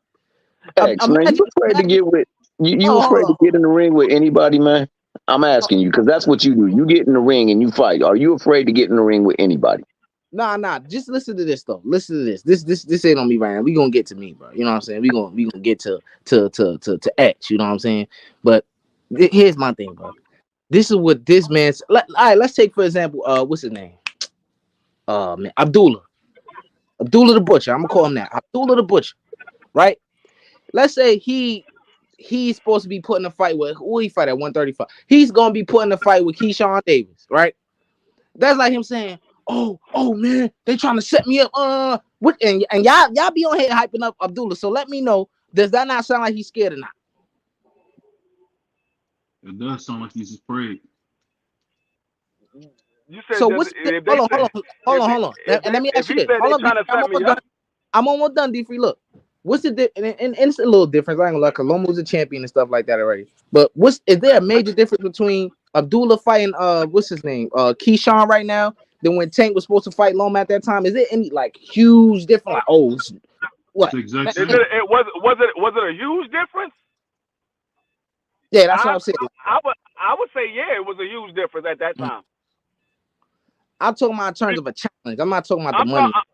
I'm talking about Lomachenko and Tank Davis. First of all, Lomachenko had fought in the amateurs for what, like 300 some odd fights. He was a 2-time gold medalist. Lomachenko was already a champion. He had already beat Gary Russell. He had already beat another guy. He was already a two-time champion or a unified champion. I don't know if he was two-time or unified. He didn't just beat Gary Russell. He beat him to death, like BVO said. But he beat Gary Russell already. But yeah, it was a huge difference. Keyshawn Davis, he ain't. I don't see that Keyshawn Davis is better than Abdullah Mason. I don't see that he's better. Yeah. At that time, there was an argument to be made that Lomachenko was better than Tank Davis. There was an argument to be made at that time. Oh, you definitely can make that argument. I don't think that statement means he was fearful to get in the ring with him. It was just that he probably didn't feel like he had the experience to be fighting somebody like that at the time. I don't know. Like you said, I don't know what that man is saying, but I know that if he would have gotten in the ring with him, he would have beat that man. I believe so. Lomachenko? Yeah, he would beat Loma. I believe so too. That's the point of what he said, because I don't act like I do. Hold on. He said it, like I said, he said it before, and they still put him in the ring. He said it when he fought for Drago. They still put him in the ring. He said it with Rolly. They still put him in the ring. I understand D-Free. I understand you passionate about Tank, bro. Let me just get this whole throw right quick. You know what I'm saying? I'm just saying. I'm just saying. No, you know, when somebody in the street knock out an old lady, I don't just look away. You know what I'm saying? I don't. I pay attention. You know what I'm saying? So when this man saying these type of things, I'm not going to just he ain't say that. He ain't say that. Cover my face. I'm not gonna do that, bro. I'm not gonna do that. That man, I know what that means, bro. In everyday life, if that happens, I know what y'all gonna say. Y'all gonna say that man's scared, bro. If y'all go out right now and say, yo, I want to smoke. X, I feel what you're saying, man. You hold people accountable for what they say. And that's true. You got to hold people accountable for what they say. So from this point forward, I hold Tank accountable because he said he no longer under the advisement of somebody else when it comes to fighting who he wants. Right. That's why he said he fought Ryan, he fought Hector, and he fought whoever Frank Martin because he don't want to he want to go on and work his way towards getting Shakur, Devin, and I don't think he really want to fight Tio, but if that's the play, because ultimately it should be to work his way to 140 because that's where the action is. The action no longer at 135. So you don't fight if you don't fight Shakur, if you can't fight him, and if they don't fight, it's because of Bob. It ain't because of Tank and it ain't because of Shakur, because both of them will take that fight in a heartbeat. It's because Bob don't, because like you a prospect, right? You coming into the thing, you gonna choose where you want to go based on what they have available for you. Bob has a lot of belts that he got in his kitty. He's putting his hands on all the belts he can so that when people like you come out and you hot, you want to go there because you can have the right to fight for a championship. Because he don't mess around with making his fights with other people unless he feels like, hey, I know we can beat this guy. I know we can beat this guy. He don't know that about Shakur with Tank. So he ain't going to put that risk out there. So in order for Shakur to fight Tank, it's going to have to happen probably when he ain't with Bob. And that's just the reality of things, and it's messed up that way. I mean, he put a new way out there with Fulton, man, but you know, people saying Fulton's gonna beat his ass and all this. You know. Who put a new way out there? Oh yeah, well Fulton came over there. Yeah, you right. Yeah. I see. Man, hey, and that was a shock, bro. I ain't gonna lie to you. I didn't think he was gonna get dominated like that. But I do know. I didn't think he was gonna get dominated, but I thought he was gonna have a problem with Inouye's power. I did say that. You know, hey, look at this, bro. I can't say nothing bad about Inoue, bro. He definitely something special. Yeah. Look at this, bro. Look at this, man. Tank could beat all them dudes, man. That I don't want y'all to get this dialogue misconstrued. You know what I'm saying? I remember when you said that. Yeah, I think but I just see things face value, man. He been doing a lot of, you know. And all these fighters do things, but his been a lot more glaring. You know what I'm saying? Let me just put this into perspective, bro. Let me just put this into perspective. Say what you want. You know what I'm saying? About, we didn't want to see Devin Haney fight this person. We didn't want to see him fight this person. We didn't want to see him fight this person, right? We wanted to see him fight Lomachenko. Yeah, and he did. He fought him. You know what I'm saying? We wanted to see Tank fight Ryan, but could y'all tell me what the difference is between those two fights? If we Ryan Mitchell. Ryan Mental. No, Ryan is a far superior fighter than Tank Davis is. A fact. Lomachenko is closer to talent of Devin Haney than Ryan Garcia was to Tank, and everybody knew that. Who have common sense. That's the difference, though. Okay, so then why is it the narrative then that it's an exhibition fight for Tank, but it's a super fight for Devin, if that's the case? I look, that's not my opinion. Whoever saying that is I stupid. never heard you say that. I'm just saying that's what the narrative is. That's what, yeah. People saying that? Yeah, now what I did hear Devin say out of his own mouth when he didn't get the fight with Loma, that Loma was old and washed. Then years later, like some 4 years later, when he does get the fight, it's a legacy fight. This right here is going to define my career. So like I say, they say a lot of stuff. They even got this saying that champ side coin. They say everything but let's fight. But yet, meanwhile, they do everything but make the fights. They could have made the Matias fight. How come they didn't go after Matias? He available. Why go after Ryan? Why go after an exhibition fighder? Why not go after Tank when Tank got out of jail? And they had both of them had no fights lined up. Here's another thing. Here's another thing, right? And I don't know if he was under Floyd. You know, Floyd's controlling my career, man. He had his handcuff. I couldn't do nothing. Even though I didn't ask for the big fights, I didn't go and ask him. So you know, it didn't really matter. But anyways, what I'm saying is, you know, because Tank word means something. I don't know if y'all know that. It means something if he asks for, yo, I want this fight. I think I can beat this dude. Oh, for sure. I hold him to his word. You know what I'm saying? So, my thing is, right, we talk about the opportunities that, you know, Devin missed or whatever, Shakur missed. What about opportunities Tank had where he could have said, yo, Floyd, I want to fight this dude, Regis Prograis, who was a bum that we all called. I'm not saying y'all, but, you know, he trash. I'm going to be honest. He trash. But I'm saying, though, at that time, Regis was looked at as that guy. You know what I'm saying? He's a tough fight at 140 boxing squads when Tank beat Mario Barrios. Why he ain't continue on the you know, he beat the hell out of Barrios. Why not? Okay, I could beat this. I want this dude. He went back to 35, which is, you know, maybe he felt comfortable with that, right? But the fans were demanding, hey, I want to see this fight with you and Regis. I want to see this fight with you and Josh Taylor. But no, that's not what he did. And then when Devin went and beat him, oh, now the nigga trash, which I agree, like I said, he trash. But I'm just saying, oh, now the nigga Regis trash, he a bum. But Tank didn't fight him for a reason. If he was so this and that, you know what I'm saying? I mean, maybe Tank knew something we didn't. Maybe Tank did know he was a bum. He stayed. At any time, do you think Prograis was going to be Tank? I'm going to ask you honestly, bro. I know. Absolutely not. But here's what you missing, OG. That's what I'm saying.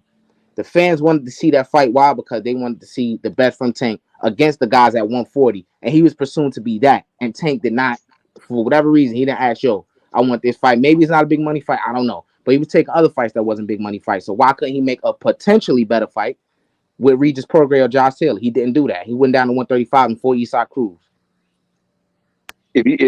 I hear what you're saying. I'm totally for him fighting at 140. I am totally for him at 140 because that's where all the hitters are right now. So I would, if it were my preference, and if I said something and he valued my word, I would tell him, hey, bro, yo, you really ain't gonna get that 135 fight with Shakur. You know, only thing that's left for you in 135 is freaking more. What's his name, Rayo and De Los Santos, and I don't know if you really want to fight them. So let's go on and move up, and let's go get that smoke at 140. Because there's a lot of people over there talking legacy, and they want to show that everybody they can unify or become undisputed there. So go up in there and challenge them cats. That's what, if it were me, because I don't want to and nobody to ever have an excuse whenever I get them. I want to get them at their best. I want to get them where they're comfortable. And I believe that, you know, if he go up there, he's got all the tools necessary to go walk away and unify that division or become undisputed. Likewise, I believe some other people up there can do it too because there's a lot of talent up there. But that's where you will get most of your big fights, and that's where you will get the best fights. I'll tell you what. I'm be filled with this, bro, because, you know, people like, and I agree with you that people do, you know, myself, you know, you could say, you know, I rag on Tank a lot, you know what I'm saying? But I see even worse from other people, you know what I'm saying? I'm going to say this, because Tank do get a lot of unfair criticism, I will say that, with a lot of other things other than what I'm saying. I'm going to say this. Would it be good for him, for me? You know what I'm saying? If Shakur don't fight you, or if that fight don't end up happening, right? And and if it have anything to do with Shakur, that fight not happening, I'm going to cook him too. But if that fight don't end up happening, he could fight this Frank Martin fight coming up, and after that, if he don't move up to 140, he fight what's his name, De Los Santos, and knock him out, and then do with him what Shakur is supposed to do, and then he move up. I'll be good with that, bro. You won't hear nothing from me with Tank. You know what I'm saying? If he go up to 140 after that and continue to do what he say gonna do, fight the best. My mouth is closed, but that's all I want to see. I want to see the best possible fight. I don't want to see no mismatches. There's been nobody who has had at least a 30% chance of beating this man Tank in a fight. And you can say the same thing for Shakur. You can say the same thing for Shakur. But And Devin Haney, Devin, except for Loma. And Devin, no, except no, for no. Loma. You can't say Devin because I said Who else, nobody. dog? Who else Devin fought that No, you no, no, no, knew? no, no, no, no. Because I look, I'm sticking to what I said. I said there is nobody who has had a 30% chance of being Devin. I mean, Gervonta or Shakur. There has been, and that's Lomachenko. Devin Haney. Okay, yeah. Besides Loma, I give him Loma. No, Loma no, no. That's what people do. We say besides Loma. No, that is there. That is a huge fight. No, I that, don't say that because people say he giving us the fights that people want. Mm. You wanted them to fight JoJo Diaz? No. You see, you going to that fight, but no, people wanted him to fight Regis until they didn't. That's a fight that people wanted to see. So let's not have revisionist history now. Yes, people wanted to see that fight because I wanted to see him. I wanted to see him. Okay, go ahead. My bad. I'm gonna just say I'm saying because I remember how this went. Look, this is exactly how my hand. Look, my hand is. I'm not lying. This is exactly where I went. OG, I'm telling you. You're not lying. I know exactly where you went. After Lomachenko was getting in his ass. Pause. These people were saying that Regis gonna knock him out if he move up to 140. He gonna do this. He gonna do that. You and ain't then never lied about that. There was a lot of people. And then when he smoked this man, now the man the bum and look. I when I seen Azarilla fight, it exposed a lot for Regis about me. So I knew Devin was gonna beat the brakes off this man. But that doesn't escape the fact that people wanted to see this fight and was screaming for it because they wanted to see Devin Haney get his ass knocked out, and that was not the case. So I understand how the narrative shift, and it's not really a narrative because Regis is ass. I'm gonna be honest, I'm not gonna lie for the man. He's ass. You know what I'm saying? I didn't give him what snowball chance in half. I know. I didn't give him a chance in hell. Yeah, he got smoked. I feel you. You know what I'm saying? And this is what people do. You know what I'm saying? Because when they were doing the same thing, but they were saying, besides Sean Porter, who do you fight? No, Sean Porter is the measuring tool because Sean Porter fought this man, Errol Spence, gave him a tough fight, and now people want to see him against Terrence Crawford because it went from, we want to see, Terrence Crawford against the best. Then when he fight one of the best, he knock his ass out. Besides Sean Porter, who did he fight? No, that's not what we do, man. He fought one of the best, one of the very best. He knocked Porter out? He stopped him. Nah, his dad stopped him, dog. His dad stopped it. That's what we do. Okay. His dad did stop him. He got up. He got up, bro. All right. So why we don't do that for other fighters when they dad stop it? Like who? Oh, they corner stop it, not their dad. When they corner stop like who? Like who? So there's never been a fighter that they corner stopped it? Yeah, that's a stoppage. Okay, that's a stoppage. That's not a knockout. So okay, all right, stoppage. That's exactly what I said. But you saying no, his dad stopped. He got stopped. He when he knocked his ass out. He knocked no Porter out. He stopped him because his dad stopped it. Porter was winning the fight too. Sometimes you know how it goes. We misspeak and we say knockout stoppage. Bro. I got you. That was a solid. That was a solid win for him. Yeah, that was a solid win for him. Errol Spence ain't do that. Errol Spence was getting in Errol Spence's ass. Period. You know what I'm saying? Terrence Crawford did what Errol Spence couldn't do. Now I'm gonna take it there because we talking about only thing I ever say about Crawford is that he I mean, come on, dog. Your boy Gamboa got more power than Errol Spence. Here we go. No, do he got more power than Errol Spence? I don't know. I ain't been in there. I don't know. Given the fights you've seen, do you see him just like doing people dirty like you saw Errol Spence do people dirty? You know what I will say? You know what I will say? Gamboa knows how to find the chin better than Errol Spence. I will say that.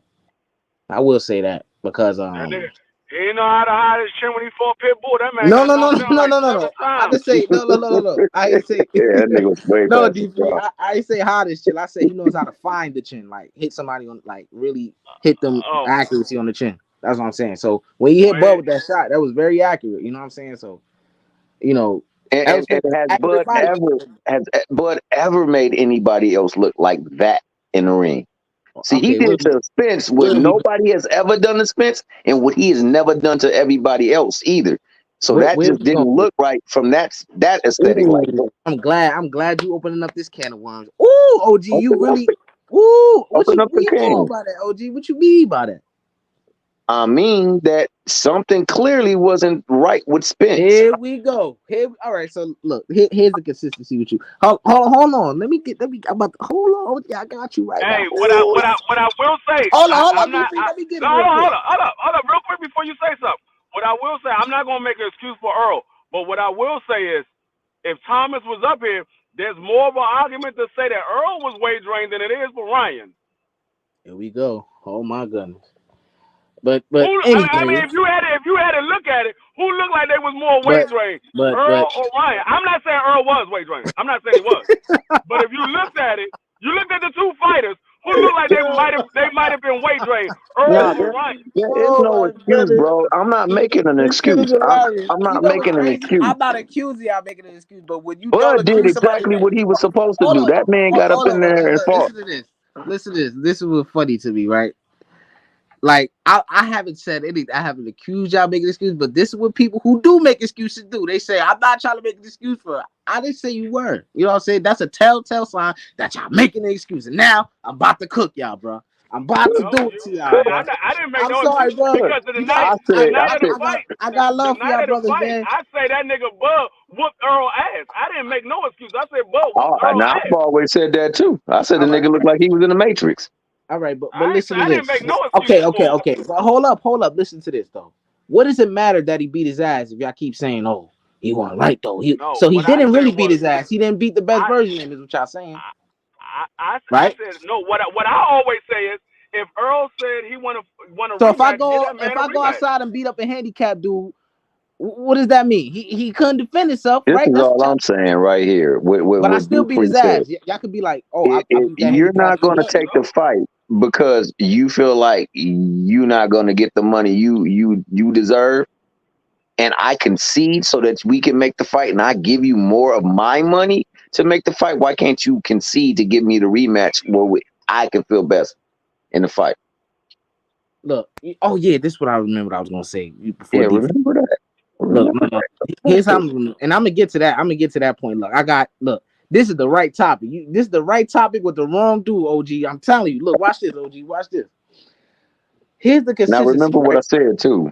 I'm He gonna ain't remember. never done nobody as dirty as he did, Earl. Okay, I'm And gonna get Earl to ain't all never that. got put down I ever remember or everything. look cut up ever in a fight. But I remember everything, and I'm gonna explain to you why the man got his ass destroyed in front of his family members who was talking that real good shit too. But listen to this. go ahead. Listen to this. So here's the consistency, right? So when I give, the what I call it how it is, it's this and that with Tank, and it's this nonsense with Tank that people be saying. But here's the nonsense of what you saying, OG, respectfully. Okay, 'Cause I got respect. yeah, I'm listening to you. Here. All right, so with the Porter fight, I say he got KO, which was an honest mistake that happens 90% of the time, right? When people talking He about, got stopped. You right. He got stopped. Go ahead. That was a legit you stoppage. immediately went to, oh, his father stopped it. Right, his father stopped it. So Terrence Crawford didn't get the stoppage because his father threw in the towel, which happens a lot where No, he got the corners stoppage. He got when the corners stoppage. go. No. That's not what you said initially. Let's be honest now. You said I the said he didn't father get knocked stopped it. out. He got stopped. No, we could rerun the tape. You said his father stopped it, which Yeah. is what a lot of Errol Spence fans do. They say, no, his father stopped it. He didn't. Nah, they didn't give him a fair shake. You X, know, X, did he not want to go, or look, did he stop? Like he was like, I'm done. look. Here's why I'm gonna take this, bro. And this may not be the best answer because it could be very easily argued, but this is the best answer that I got. You know what I'm saying? He knows his son, and he knows who that man is standing across from him in the ring. Whether we want to say, oh, he would have did this, he would have did that. We know that Terrence Crawford, to that point, had not faced nobody. There was a lot of unanswered questions in that fight, right? Can he do the same thing that he's done to former opponents? And it was leading that way. So once Bud had him hurt, there was no question in my mind. After the second knockdown, the man was going out. Now, what people gonna say is, oh, well, we don't know if he could have had a chance. Well, we don't know. Well, we of course at the same time we don't know if Bud would have stopped finished him off after that. But I believe so because his record says so. And why not? After he already dropped him 2 You times. talking about Porter? Yeah, Porter. Oh, I believe firmly he was gonna stop him. I believe firmly he was gonna stop him. And you want to know why I believe he was gonna stop him? For the same issue I'll say about Spence. That nigga was reaching over himself, falling forward, throwing punches. He was exposing himself. But at the same time, he was winning the fight. Until he wasn't. After that second knockdown, he was not winning the fight. Yeah, I agree. And he was gonna get stopped. I agree with that as well too. So what's the point of saying, "Oh, his father stopped it"? As if Terrence Crawford, like in your opinion, you said you believe he would have. I believe he would have. So what's the point of saying, "Oh, his father stopped"? Oh, his father stopped it. So that means he ain't stopped him. So we don't know if Sean Porter would have continued. But anyway, that's besides the point. I only brought that up because it leads me to my next point. Because you said, "Oh, his father stopped." It leads me to my next point. And this is exactly how you said it. Because I'm a funny dude. I like to, this is exactly how you said it. Man, this what Al Smith do. They voice start getting low. Come on, man. Let me see. Terrence Crawford, man, he did what he did, man. But man, you can't tell me that someone right with Al Smith. This is what the Al Smith fans do, man. So it went from the father stopped the Sean Porter fight to this. So both of his best wins at 147, we got a question mark over it. Why? Because this guy wasn't even the same. Sean Porter went the same. He fought Errol Spence and father stopped the fight. Errol Spence wasn't the same no more because this and this and that. Man, there's no question mark over that, Porter. And the only thing that I would say about what's his name is I don't believe he was on solid ground going into that fight. The fact that he went into that fight, that's a quality win over the unified champ. There's no mark on Crawford at all. It can't be. There's no mark. You know why it's a question mark? At the same token, there we go. At the same token, what I'm saying?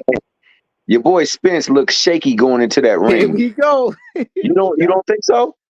You think he looks fine going into that ring? I'm just asking.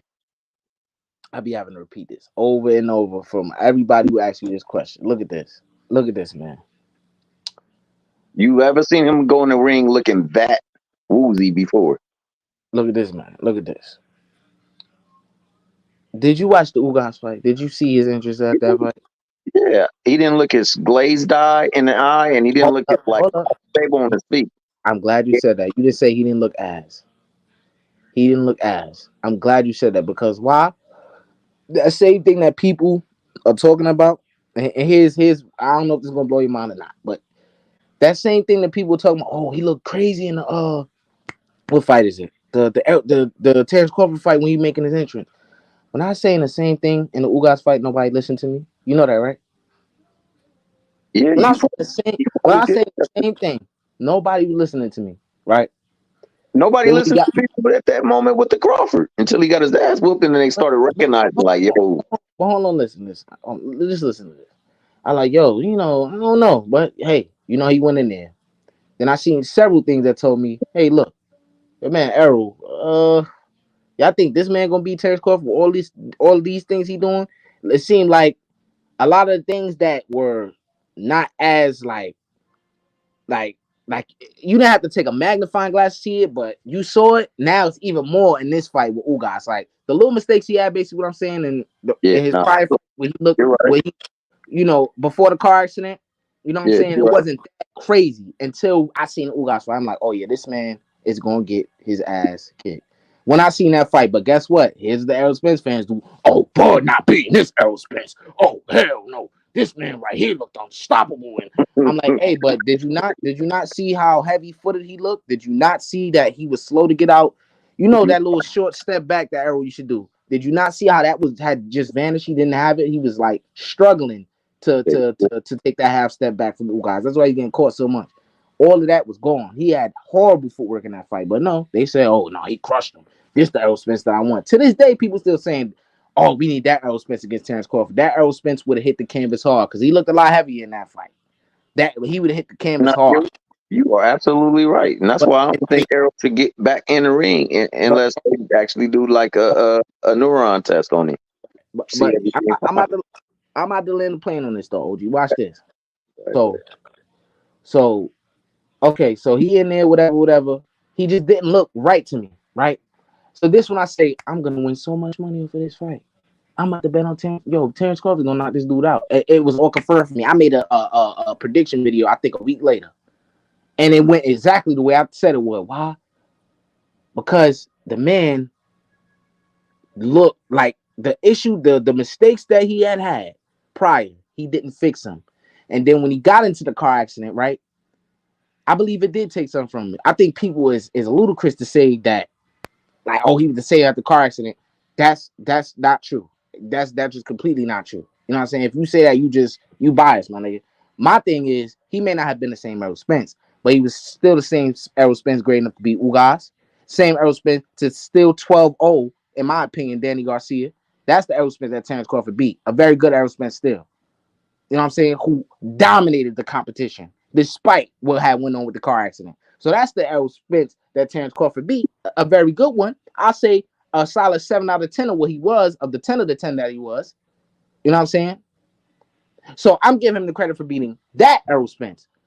You know what I'm saying? Do I think he fought the 100% best Errol Spence? No. But what I'm saying is, I'm not saying, oh, the drained, and I'm not saying all of that. I'm just saying the Errol Spence that he fought was the Errol Spence that beat Ugas, was the Errol Spence that beat Danny Garcia.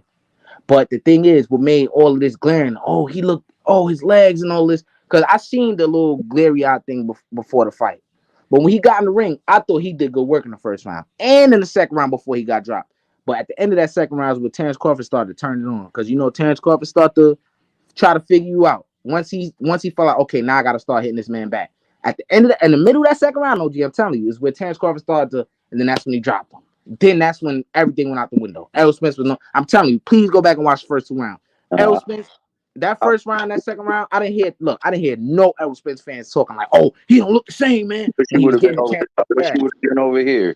I wish you would have been over here because my cousin, you know, he's a neutral fan, so he was like, yo, Errol Spence got that first round. I said, nah, man, he ain't really do much, and all Crawford doing is getting down his timing.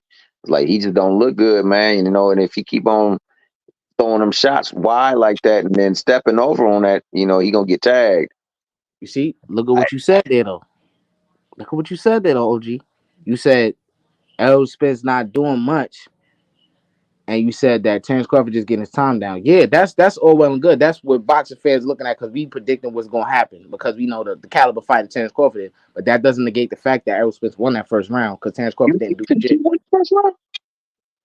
Look, rewatch the round, bro. Terrence Crawford literally didn't do shit. You gotta get. I don't think he even got hit with anything either. So who won the round then? Man, hell, 10-10. Fudge it. 10-10. I didn't see anything out of Earl that gave me. Errol Spence was going to this man's body. He landed more shots. You could just look at the comedy box. I ain't gotta argue with you, bro. He won that first round. Even the commentators, they could be on BS sometimes. They were saying that Errol Spence did good, and they were unbiased throughout the whole shot. I mean, you couldn't be biased. You getting his ass beat. But I'm just saying they were unbiased. You know what I'm saying? When what they seen, because I seen the same thing. I'm a Terrence Crawford fan. I'm like, damn, he lost the first round. You know what I'm saying? I know what I'm looking at. The man ain't do nothing the first round. The second round, he was still, still trying to figure whatever out. Because I don't know what he's trying to figure out. The man, you can see everything coming. You know what I'm saying? But he was doing whatever. Then the second, I'm telling you, in the second round, in the middle or the end, by the end of the second round is where he started using his jab back to Errol Spence. Then the sequence happened and he got dropped. Because I had Errol Spence back in the second round too. This is what I'm telling you. Just go back and watch the first round. Despite what you see, because you already put in your head before he got in that ring. No, he's not. He's not. So you already said, nah. So whatever he's doing, you're not really paying attention because you put in your head that, nah, he's not well. He's not good. You know what I'm saying? You ever had your girl get mad at you, bro? She love you, but she really mad at you and she want to hurt you. But when she swing punches, they just don't hurt. They just look like they love taps. That's what it looked like that nigga was doing. And he was falling over his feet. Now, he may have won it off of sheer activity, but he did absolutely zero in that thing for me. And in the second round, he was not doing anything much either. And then he got caught behind the ear, and it was a wrap after that. Because you expect a lot from Errol Spence. I get that. That's why it may have seemed like he wasn't doing anything. But that's normally how the first 2 rounds go. So I'm not looking at it as, oh, he got to do the spectacular work in the first 2 rounds. No, he did work, though. He did work. He did more work than Terrence Crawford. He was pushing him back. He was getting to Terrence Crawford where he wanted him. And he was doing the things that Errol Spence needed to do to be successful in that fight. So I looked at it like that. You know what I'm saying? Okay. Until it didn't work no more. That's how I seen it. Because he was doing everything he wanted to do. Terrence Crawford was on the ropes at times. He was backing up. He wasn't the aggressor. He wasn't throwing much punches either. You know what I'm saying? That's just my thing. But other than that, I'm saying I after agree. that, after, go ahead. No, I just said I agree with you. You ain't Yeah. said nothing false so far. So I'm saying this. After that, what happened? Where his punches looked weak. What happens is in boxing, niggas get hit in the wrong places. When he got dropped that first time, that shit fucked his shit up because I didn't see his legs looking wobbly before he got dropped. Whatever shot that Terrence Crawford hit with the right hand, whatever that's his power hand, that shot fucked him up. Because when he got up, his legs were like Adrian Broner almost when he got knocked down by Maidana. You know what I'm saying? So he never recovered from that. I don't care what nobody say. He was never recovered after he got dropped. That's why when he was trying to throw punches, it didn't look like it had anything because his legs was weak. It was done, finished. You know what I'm saying? He you know what I'm saying? 'Cause he left himself so exposed that's what happened to him. You know what I'm saying? Bad defense. But I know you probably a guy who picked Errol Spence. That's why you going so hard for. I understand. But that guy just can't beat Terrence. I picked Arrow for by stoppage. I picked Crawford for decision. You see, I thought it was a 50-50 fight. I thought the day of the fight, once I saw him come out, I was like, oh yeah, I don't think he's gonna make it up this fight.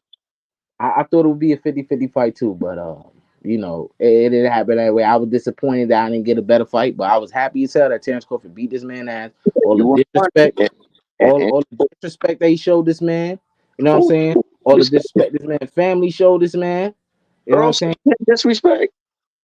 Errol Spence said this man had a 0.5 resume. Oh. And that 0.5 nigga beat your ass. So I will always hold that against Errol Spence. He did say that, man. when they was ranking each other's power and speed and all that, Terrence Crawford 7, 7, 7. This we saying about Errol Spence. Errol Spence 3, 4, 0.5. This is what this man was doing.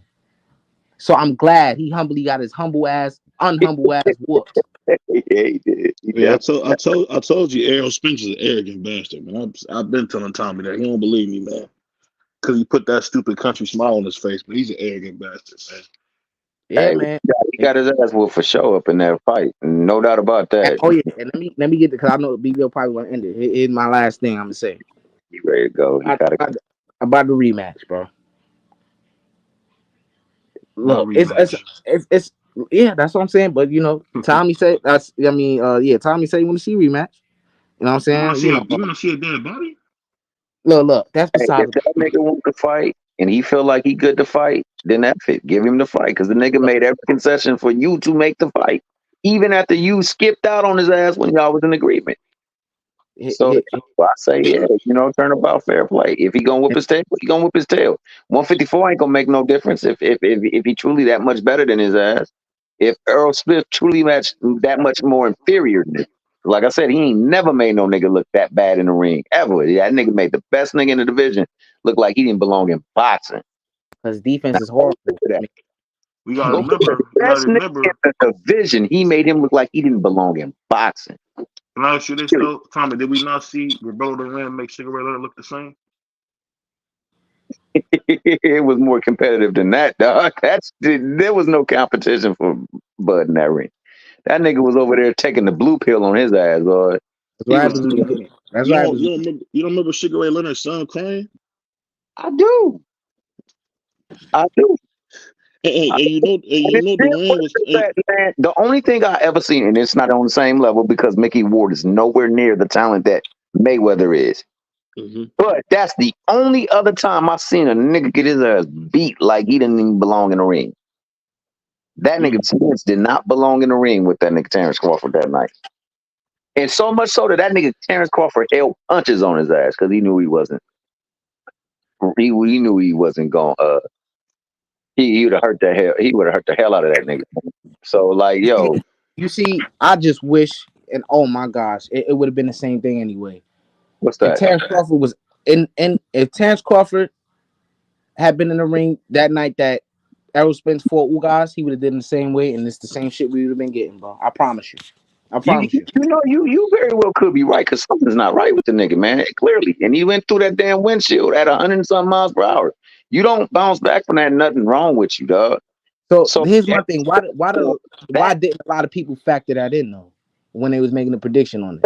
That's fandom, bro. That's fandom. I never factored that in, but I definitely, like I said, the only thing that I ever said, and it remains to this point, what I say, he looked as though he didn't belong in the ring, period. But Athanasian looked like he belonged in the ring. yeah, I was making fun of him. Kapolowski looked like he belonged in the ring. Know the difference though? You know you oh my goodness, you know what the difference is though? Errol Spence, the difference between them and Errol Spence, they actually move their fucking head, bro.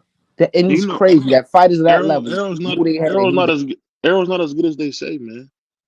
We clearly saw it that night. That nigga looked like he should have never fought for no damn Olympic team. Never damn that nigga should never picked up the sport. That nigga should have been riding bike, going out there messing with. Hey Tommy, when did you and think about this? When did he fight any softballs? When did he ever fight a puncher boxer? Well, that's rare, but I'm just saying he never fought any softballs because he knew who he was. I mean, even if you talk about before the accident, I mean, the best fight he ever had, as far as how he looked, was against Mikey Garcia. But that's a dude that moved up. That's a dude who moved up 2 weight classes to fight you. So I mean, I'll put it like this: you put Sugar Shane Mosley, he beat the hell out of Errol. You put Miguel Cotto, he beat the hell out of Errol. I mean, Errol is he just happened to benefit from this time. I'm not trying to hate on him. I was a big fan of him. Man, you picked him. I picked him. But at the end of the day, man, how it works in boxing is we always go on to the strongest branch. So the next branch is the young kid Boots. It's Terrence Crawford. Everybody had their time. He ain't fighting Boots, dog. The nigga know not to fight Boots. Because he ain't going to be dealing with the same nigga up in the ring as he was dealing with. You see, that just let me know all I need to know. With that statement right there you just said. Why not fight? Well, see, the thing that's hard to say is because Bernie's saying that he'll kick his head. If your greatness depends on giving us the fights we want to see, don't you want to see Boots versus Crawford? I didn't say I didn't, but that statement that you just made, the way you said it. No, I'm saying this. That's the third one right there that let me know. That's all I need to know. They got to escape. They got to escape plan. And I'm gonna expand on what I'm saying. I'm not just gonna leave you in the dust there with that. I'm gonna just explain why I say that. It lets me know that the way that Errol Spence got beat is really unsettling to you. That you really want to see Terrence Crawford get his ass beat. And I don't. I hear from Errol Spence fans all over. I would let him fight freaking Crawford. I mean, what's his name? Canelo. Hell no, I don't see him fighting damn Canelo. That wouldn't even be fair. Tom, you my guy, bro. But I deep down, I already know where it's at with you with Terrence Crawford. I already know, bro. It's just the three. Look, if you would have here's my thing. Listen. This will let me know right here from the start. If you would have just said the two things, if you would have not said, "Oh, his daddy stopped the fight," with that, if you wouldn't have said that, I was like, okay, maybe he did. But being as though you said that, then you went to Errol Spence what to say. Then you went to he know not to fight Boots. He said he might have said no, his daddy stopped the fight, and I didn't agree with that stoppage. Let him get knocked out. Do I believe that Boots can beat him? Yes. Do I believe that Crawford can beat Boots? Hell yeah, I believe that. I believe that's the fight that should be made. Do I believe that he can beat Canelo? Hell no. Do I believe Canelo gonna whoop his ass? Hell yeah. But if he want to make the fight, make the fight. Do I believe that if he fights Spence again, he gonna beat him? I believe so. I don't believe that Spence should be fighting anymore, to tell you the truth. But if the nigga want to get in the ring, he can take that tail whooping. Get in the ring, take the tail whooping. Because you wouldn't have made the fight if it was not for Spence. That fight would not have happened if it was not for Spence. Otherwise, it would have happened before Avanesian. Look, all right. So you saying that you saying that he owes him the rematch, but you don't want to see Errol fight again. So what is your opinion on it? What do you want to see? Because I don't care about what Errol wants. I want to see him fight Boots or move up and fight. No, I'm talking about Spence. What is your opinion of should he fight? I don't want to see Spence fight again, bro, unless he get cleared. Okay, so he should, and the people around him should have the same thing. Until further notice. I think that's why he hasn't fought. I think that's why he hasn't fought, because I don't believe they believe he should fight. All right, so why are we bringing up the rematch then? Because they want the money, man. Because he said he would fight at 47 for a rematch, but he All won't. right, but you're saying that Bud is saying you're saying that why you ain't giving him the man a rematch? You just said you believe that his family don't want him to get the rematch because Bud I thought they had everything good. It was because of Errol Spence. It wasn't because Bud said he not fighting the man. At first Bud it was looking at don't want to fight Spence again, bro. look listen to this listen to this. After the fight, he said some remarks. He was like, yeah, he said right immediately after the fight, yeah. The same thing people saying, I'll honor the rematch because he did advise it, whatever. Right. Then he started to change his tune, like he was looking at other avenues. Then at the tail end, he had no choice, and the fight was gonna happen. We were just waiting on the date. And Errol Spence side of the fence, they backed out of it. It wasn't Terrence Crawford's fault. So how is it Terrence Crawford's fault right now? But I'm past the Spence the thing. It's like either you fight Bud or Boots, or you go on and move up. But, yeah, I understand that. But I'm saying, because this is the conversation, I ain't talking about that yet. You brought up the rematch. You see, I'm sticking on that combo. You know what I'm saying? You said, why doesn't Bud honor the rematch? I just explained to you why that didn't happen. Because I didn't hear anything about, Bud didn't want the rematch, he pulled out. No, it was something Errol Spence side that he didn't take the fight. So Bud didn't prolong the rematch? I'm going to ask you honestly now, dog, because now we talking honest. He didn't prolong the freaking rematch? And then after the rematch, so long that my man went and had the surgery on his eye, he didn't prolong it. Hold up. He down for 3 months. How long has it been since they fought? Can I say something? The man Errol Spence. Wait, how long did Errol Spence have to cash in the rematch for? He has a year, and he cashed in and when? He said he wanted it immediately. He cashed it in about. You gotta wait the 90 days. You gotta wait the 90 days. And then in that moment, hold up. He cashed it in at the tail end. I remember the day because I was live that day. He cashed in at the tail end. So you talking about prolonging? He is the one prolonging, unless he had to wait because of the knockout or whatever. I don't know how the shit go. Yeah, he got to wait 90 days. He got ended for 90 days.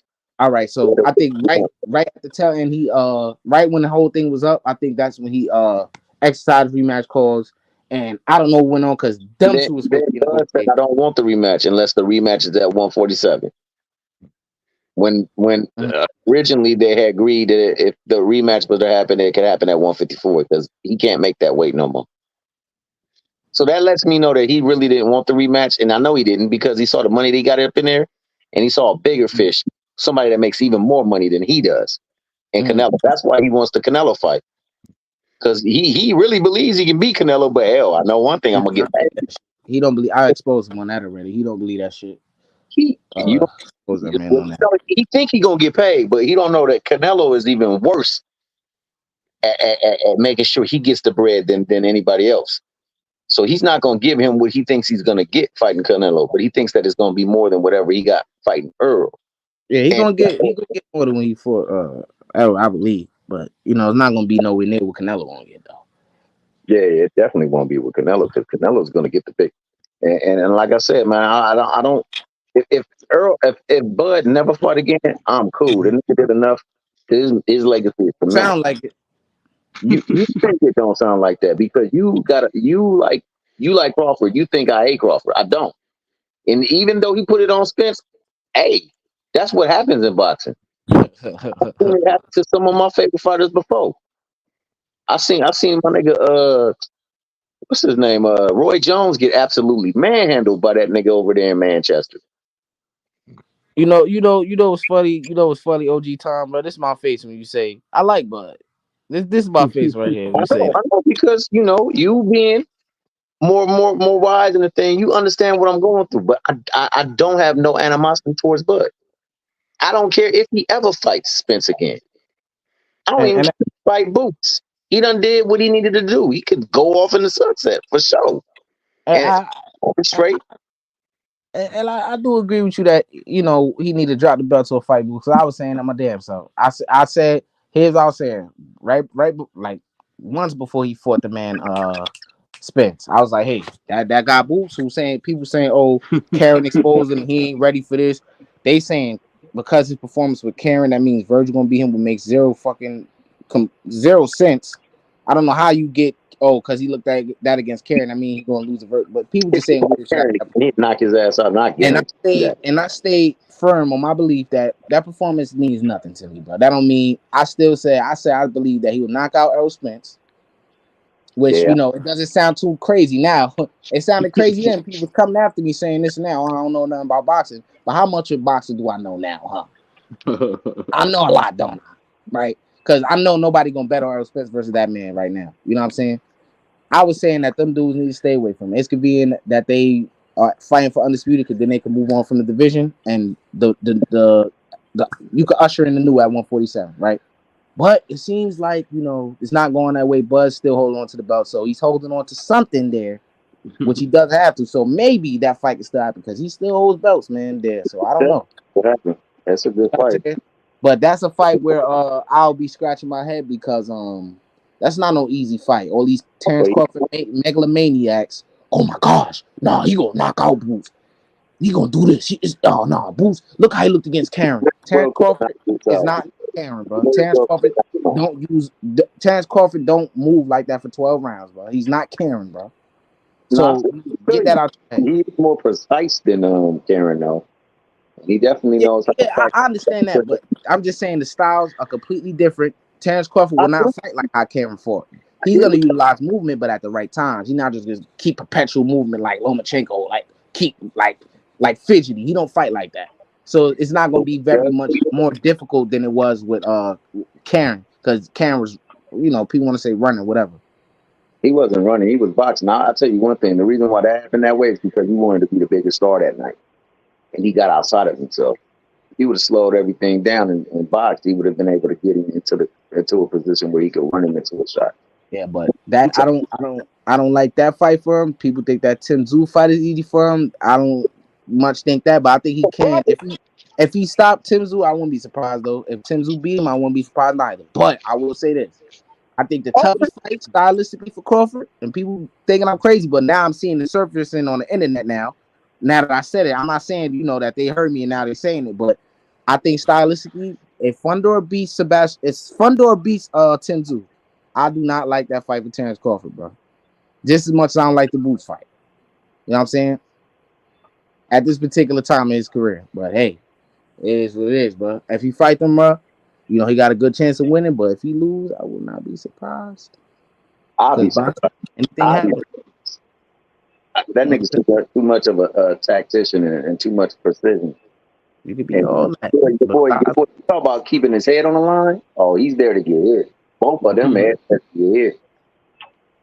There to get hit. Now, I don't see either one of them beating Crawford. That's well and cool, but Terrence Crawford gonna get hit too. So, hey, you know that people like to say, "Oh well, you know, this is not no Errol Spence." That's what I like to say. So, them dudes ain't no Errol Spence, I guess. So we gonna see.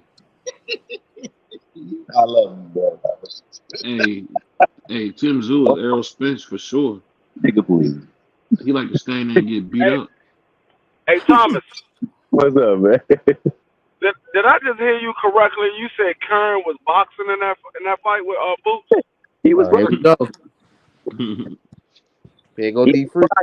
Man, me and Ant did a breakdown on that, man. We seen areas where all he had to do was he was lunging and punching, bro. Like he really wanted to Superman that hoe, dog. Like for what? He could have walked that against a punch. That man was surviving. That's what he was doing. You don't see him punching him and landing. He was landing on Boots. He was hitting him with some hot stuff too. That man was surviving. When you got a daggone Chihuahua getting chased by a pit bull, he gonna bite back, but his ass gonna be running to survive. He gonna bite back. Wait. He ain't gonna just stand there and let a pit bull bite on him. He gonna bite back, but he gonna be trying to run to get away. He was definitely trying to survive in that fight. I'm not saying he wasn't. But he was moving his feet. He was doing excellent work with his feet, man. It was amazing what he was doing and for how long he was able to do it. But he was allowed to do it because your boy wasn't cutting the ring. If he would have angled off the ring, he would have been able to knock his ass out. I'm gonna say this. I'm gonna say this. Look, yeah, I mean, everybody have a bad fight at times. That wasn't that was a bad performance, maybe. He 12 zipped his ass, dog. How's that a bad fight? He 12 zipped him. No, that's what I'm talking about. I'm talking about bad performance. Everybody have a bad one.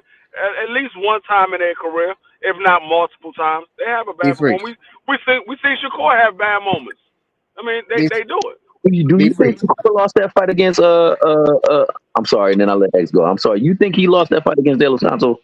No, I wasn't talking about De Los Santos. I was talking about I thought that De Los Santos was a draw. Neither one of them did enough to win that fight. I was talking about the Jeremiah Nakapina. That fight, he had a bad performance, but he's still 12-0 him. He had a bad performance, but he's still 12-0 him. Okay, I got you. Yeah, Karen wasn't boxing. He wasn't running. He was using footwork. That's it. Boxing is using footwork and letting your hands go. That's boxing, bro. He wasn't doing that simultaneously. He was just using footwork, bro. TV. That's it. He wasn't really punching, bro. Was the footwork on point? Yeah, it was clean. Yeah, Clean. he was outside. He was getting an outside position. Boots was letting him get the outside position. He was turning left and right, like stuff that Boots could have effectively countered by just angling the ring. All he had to do was angle the ring instead of trying to shoot them big ass haymakers that he was throwing. That's all I'm saying. He could have got him up. I think if they fought again, he would get his ass up out of there. If he even fought the same style, he would get his ass up out of there. Yeah, Boots is that dude, but he know what it is with Crawford though, because we know the lies he done told. Oh, I've been wanting to fight you since 2003. Nigga, stop lying. Oh, Boots was lying when he said that? Yeah, bro. Oh yeah. Because Crawford had him on the phone. He probably got caught off guard. I'll give him the benefit of the doubt on the little Gilly phone call. He's like, yeah, man, I've been wanting to fight you since way back when. Crawford's like, when? He ain't say nothing. Crawford was like, when? He ain't say nothing still.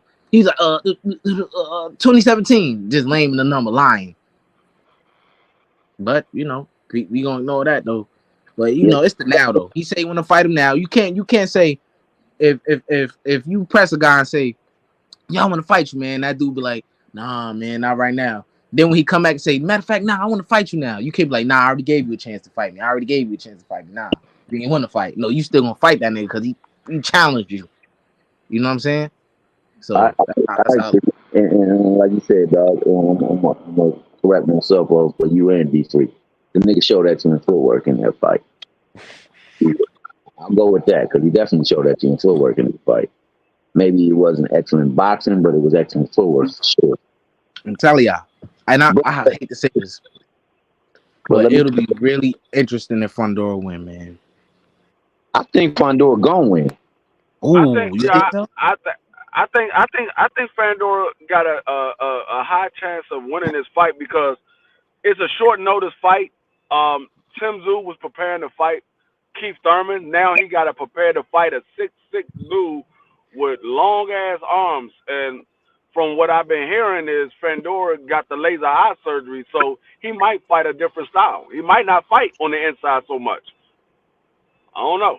We might fight a different style. I just rewatched that Lumen fight today, and that's a different style of revisionist history. But the man could go like with the pace, the punches, and when you not like defensively like moving your head, nothing like that, bro. Tim Tszyu don't do none of that moving his head, bro. He like to really walk you down and all that, and that man meets you in the center of the ring, so he ain't finna be backing up from Tim Tszyu like I think people think that's gonna go. They gonna meet in the center of the ring, bro, and that inside game, his shots get there faster than most dudes do. As tall as he is. I think if Fandor can use his jab, Tim Tszyu gonna have a big problem because that man got like an 85-inch arm reach. He gonna have a major problem if he can use that jab. And Tim throw one shot at a time. He want to just get you out of there one shot. Man, he gonna have to really dig down. He do excellent frame work, so that's what Fandor got to watch. You got to watch his frame and like it. It's like pushing his hand down, moving his hand this way, touching the glove, and coming with it. You got to watch that up close because that's what Tim Tszyu is really, really good at. He's got like old school like technique. Yeah, but the thing is, he got to do that at close range. He can't do that from a distance because with a 15-inch difference, that's a major difference. He got to use it, and he got to use it effectively. Like I'm gonna tell you, if Fandor doesn't fight the fight that he needs to fight, you know what this fight is gonna look like. it's gonna look like Canelo versus Caleb Smith. It's almost a similar fight. Almost a similar fight. And Caleb, Tim Tszyu 5'8", Canelo 5'8".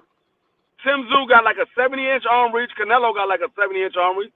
Caleb Smith got like a 80-something inch arm reach, and so does Fandor. It's almost a similar fight, and they're about almost the same height. About the similar fight. And this is the thing I hope that don't affect him though, because this is something that's very important that people just gonna forget because it happened like not so long ago. It was kind of recent, but the man got knocked out, bro. We seen that change people in the past, bro. I don't know if it's gonna change him, but you know, this is his first fight after getting knocked out, and he going up against a puncher that knocks shit out. So I don't know if that's gonna be weighing on him mentally, but that's something you want to look out. I don't know if it wears on him mentally, but what I do know is he did an interview at the media day, not the one they did today, the one they did previously. They did a media day. Oh no, that wasn't a media day. It was something Fight Hype did. They was taking a picture and they was interviewing him, and he said, "I know where I made my mistake. I kept my head on the line." And he said, "I know where I made my mistake at. I won't do that again." He said he kept his head on the line. He said it wasn't that the guy set him up or anything like that. He said, "I just kept my head on the line." He said, I mean, that's what he said. He said it wasn't like he set me up. I kept my head on the line. So I mean, he might not be mentally messed up behind it. I mean, I don't know. He could very well, because a lot of times, like you said, when a person gets knocked out, that plays a part in their mind. They don't want to get hit again. But he might not be mentally messed up behind it. Yeah, man, that's gonna be and if he win, and look, Terrence Crawford, I heard they in negotiations with Tim Tszyu already. A lot of things have happened. Now they saying that's wild that they're actually in negotiations right now, man. And this nigga got to fight like that. That's another thing that kind of scares me, bro. Like, are you really putting the focus on this fight that you need? Yeah, man. Now if Tim Tszyu get the shit beat out of him, now you have to fight this other man, or you have to fight Tim Tszyu, who you signed a contract with, who was the loser. You know what I'm saying? So I don't know. He better not be jumping to conclusions thinking that Tim Tszyu just gonna beat this man, bro. Because Terrence Crawford gonna find himself in a very uncomfortable situation fighting that 6'6" dude who fighting the inside, bro. Because if he beat Tim Tszyu, that's not no win to overlook, man. Like, Tim Tszyu is hot right now with, bro. You know what I'm saying? Get better, dog. Tim Tszyu get better every fight, bro. I give him the ass, bro. I used to be hard on his ass. He looked like Frankenstein. Same thing with what's her name? He moved to damn. Go ahead. I mean, I favor Terrence Crawford to beat either one of them. But one thing I gotta say is Terrence Crawford is getting older. He's 36 now, and he might be somewhere right around 37 by the time that fight is made. I mean, that fight night. He might be close to 37, if not 37 yet. We don't know when Father Time going to show up. And you playing around with these young guys, you going to be like, damn, these young guys don't fight like these older guys do. Yeah, they don't. But I favor Terrence Crawford over both of them. But I do agree that, like, Honduras would be the harder fight for him. He presents a little bit more different challenges than Tszyu does. I think he had to sit there and pick Tszyu apart. I was watching a Lubin fight earlier today before I went to the gym, bro. Man had to really like, and he did a lot. He did something that one. He started to, but that's what happens when you in a fight with this man. Sometimes you get baited into his fight. Like he started fighting, what's the name fight? You know what I'm saying? And then he thought he could keep up the pace with him, but he couldn't really. He couldn't. You know what I'm saying? So the fatigue started wearing in, and he had to really push himself to be able to try to win some rounds and then eventually get the knockdown. He had to really bite down OG, like to really like just make something happen in the fight because he was getting dominated. You feel me? So if Terrence Crawford gets in a situation where he's trying to fight this man man, I think he's gonna get the hell beat out of him, bro. I'm gonna be honest, because he a little dude, 5'8" at that weight class. You know what I'm saying? No, I agree with what you're saying. You know what I'm saying? And hold on, let me say it. And if he try to fight on the back foot, Terrence Crawford, is a supreme. That's what he do. But that's against fucking, what is his arm reach, bro? Yeah, he said 85. 85-inch arm reach. Yeah, Yeah, that's different, bro. You're right about it's a challenge, dog. It's a great challenge for him because, like you said, you ain't getting none younger. You know what I'm saying? And he ain't fighting as often as these yeah, cats are. So I agree with you, man. And on top of that, bro, I just want to say, in general, man, the fact that you see things is good, man. You can actually see something and see problems and faults in folks. That's important because a lot of people don't be doing like the film work, especially on people, and they don't see what you should be able to see in a match, man. That's gonna help you when you go through your thing. Plus, you can see where people make mistakes, dog, and how they move and absolutely. themselves, bro. So it'll help you going forward in your career, bro. Y'all know what's funny, man? Hey, D Free, you know do y'all know what's his name? Bushido Boxing? Mm-hmm. Man, I went in his chat, man. That's my guy too. You know what I'm saying? That's my guy, like for real, for real. I went in his chat, man. He was almost surprised that I said I got Canelo stopping Terrence Crawford. He's like, "What, man?" I said, "I'm betting the house on." He's like, "What, man? Nah, Terrence Crawford going out boxing, man. He gonna beat him, man. Bud is just different, man. You know, Canelo not the same no more, I man." put a little bit too much on it. It's not 85, it's 80. Not 85, it's 80. Like, But it's still long as shit. like, people really be surprised that like Canelo gonna beat this man. Like people saying Canelo gonna beat him, bro. Like, why is that surprising? Terrence Crawford can say all he want. And shout out to Goodfella. Shout out to Goodfella TV. I don't know if y'all know he unbiased, bro. He a Terrence Crawford fan, but he unbiased just like me. He was like, "Yeah, I think that fight easy, man. Like, weight matters, bro. Care what nobody say. Like, Terrence Crawford think he gonna go in there and, oh yeah, I'm not Jameer, I'm gonna do this and that. That sound good, but you ain't do it. You ain't feel that type. You ain't fighting no type of fighter like that yet. You know what I'm saying? Yeah. I'm just saying, Yeah. bro. You know, hey, I ain't gonna lie. A lot of people who say that are Crawford fans, they saw the utter destruction of somebody who never got destroyed like that ever before. So they feeling like, hey, yo, if you could do this man like this, then who is this nigga right here?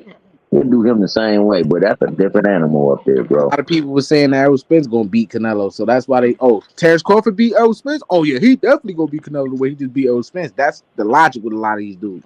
I don't understand how they felt like Spence was gonna beat that nigga, dog. Like the nigga is, man, shit.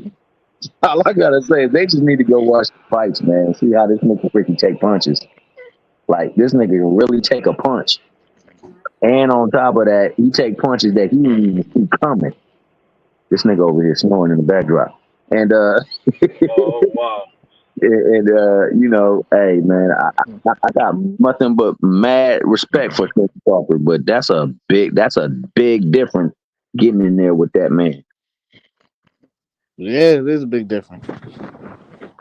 But man, I don't know, man. They can form that hoe all they want to, bro. All I know is, bro, when the time come, bro, you know it's Ramadan now, but when the time come, bro, I know I'm, man, 500, 600, 700. What you got, 7,000? All right, man. Listen, I'm making bets on that, bro. You know what I'm saying?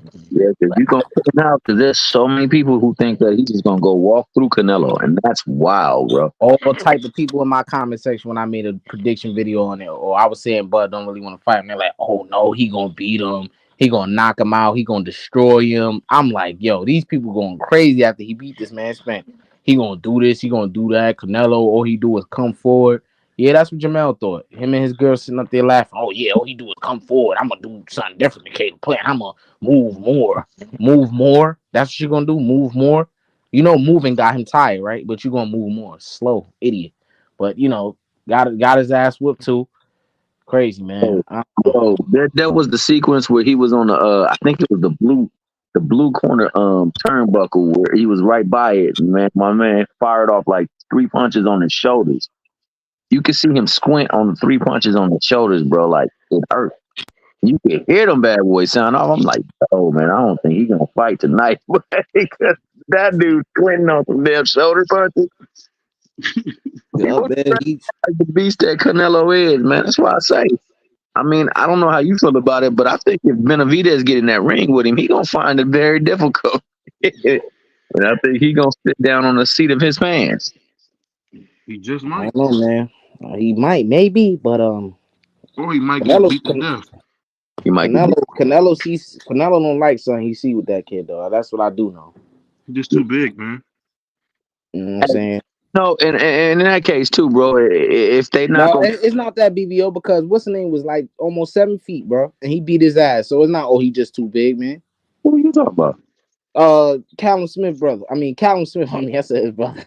Oh, Yeah, and he beat him to death, bro. So it ain't it ain't none of that, bro. Cause that man at 175 now, ain't he? What's his Yeah, name? Callum. kicking heads in, yeah.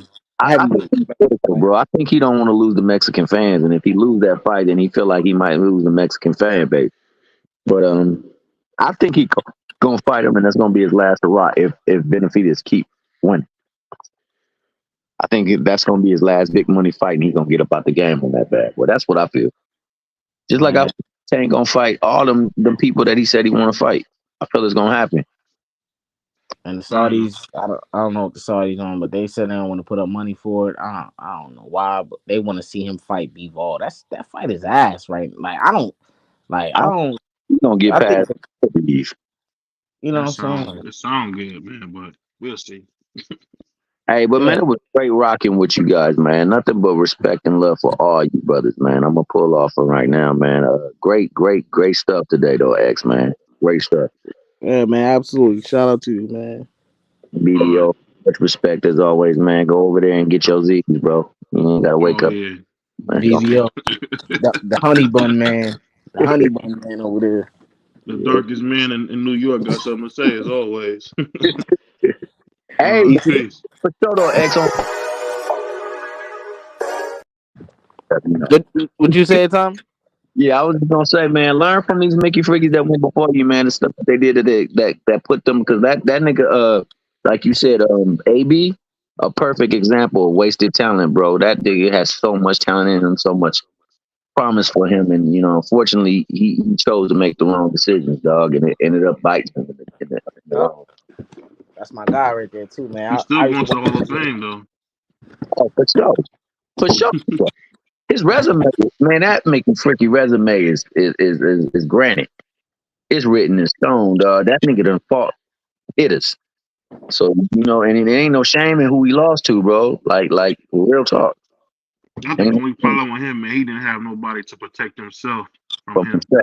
Yeah, from Yeah. himself. Right about that, bro. So that's why going forward, man, always use that film work, because you will find things in people that you can take advantage of, and you got to watch out for. And likewise, man, always make sure that you honest with yourself, so you can always work to get better than where you at, man, because you always get better, man. And watch them old cats and how they frame and use their hands and their body to position the people in danger, especially Floyd. Floyd was really good at that stuff. Yeah, the way you fight, man, I ain't gonna lie, man. You should watch a lot of Iran Barkley, man. X. You really should, man. Aaron 'Cause Barkley be getting beat to death. I'm talking about, just think about how he would go approach them fights, though, man. I know, That man, was, but he still used to be getting beat to death. yeah, but he was super smart. He just didn't have the talent, man. Oh yeah, I met Aaron Barkley. So I went to boxing camp with him like in 2018. That was yeah. Yeah, he was special, man. Mentally, he just didn't have a frame to match that mind. Yeah, man, he cursed like a sailor though, bro. Hey, man, nobody cursed more than Marky Dan, so. Yo, man, I ain't seen him in a minute, dog. Yeah, He's sick, man. He be back next week. He's sick, man. Yeah, I've been texting him, man, so I don't know what's going on. Yeah, he be eating too much sugar cane and red stripe, man. He be all right. all right then, man. Much love, bro. All All right. right, Cal. Talk to you soon, man. Peace.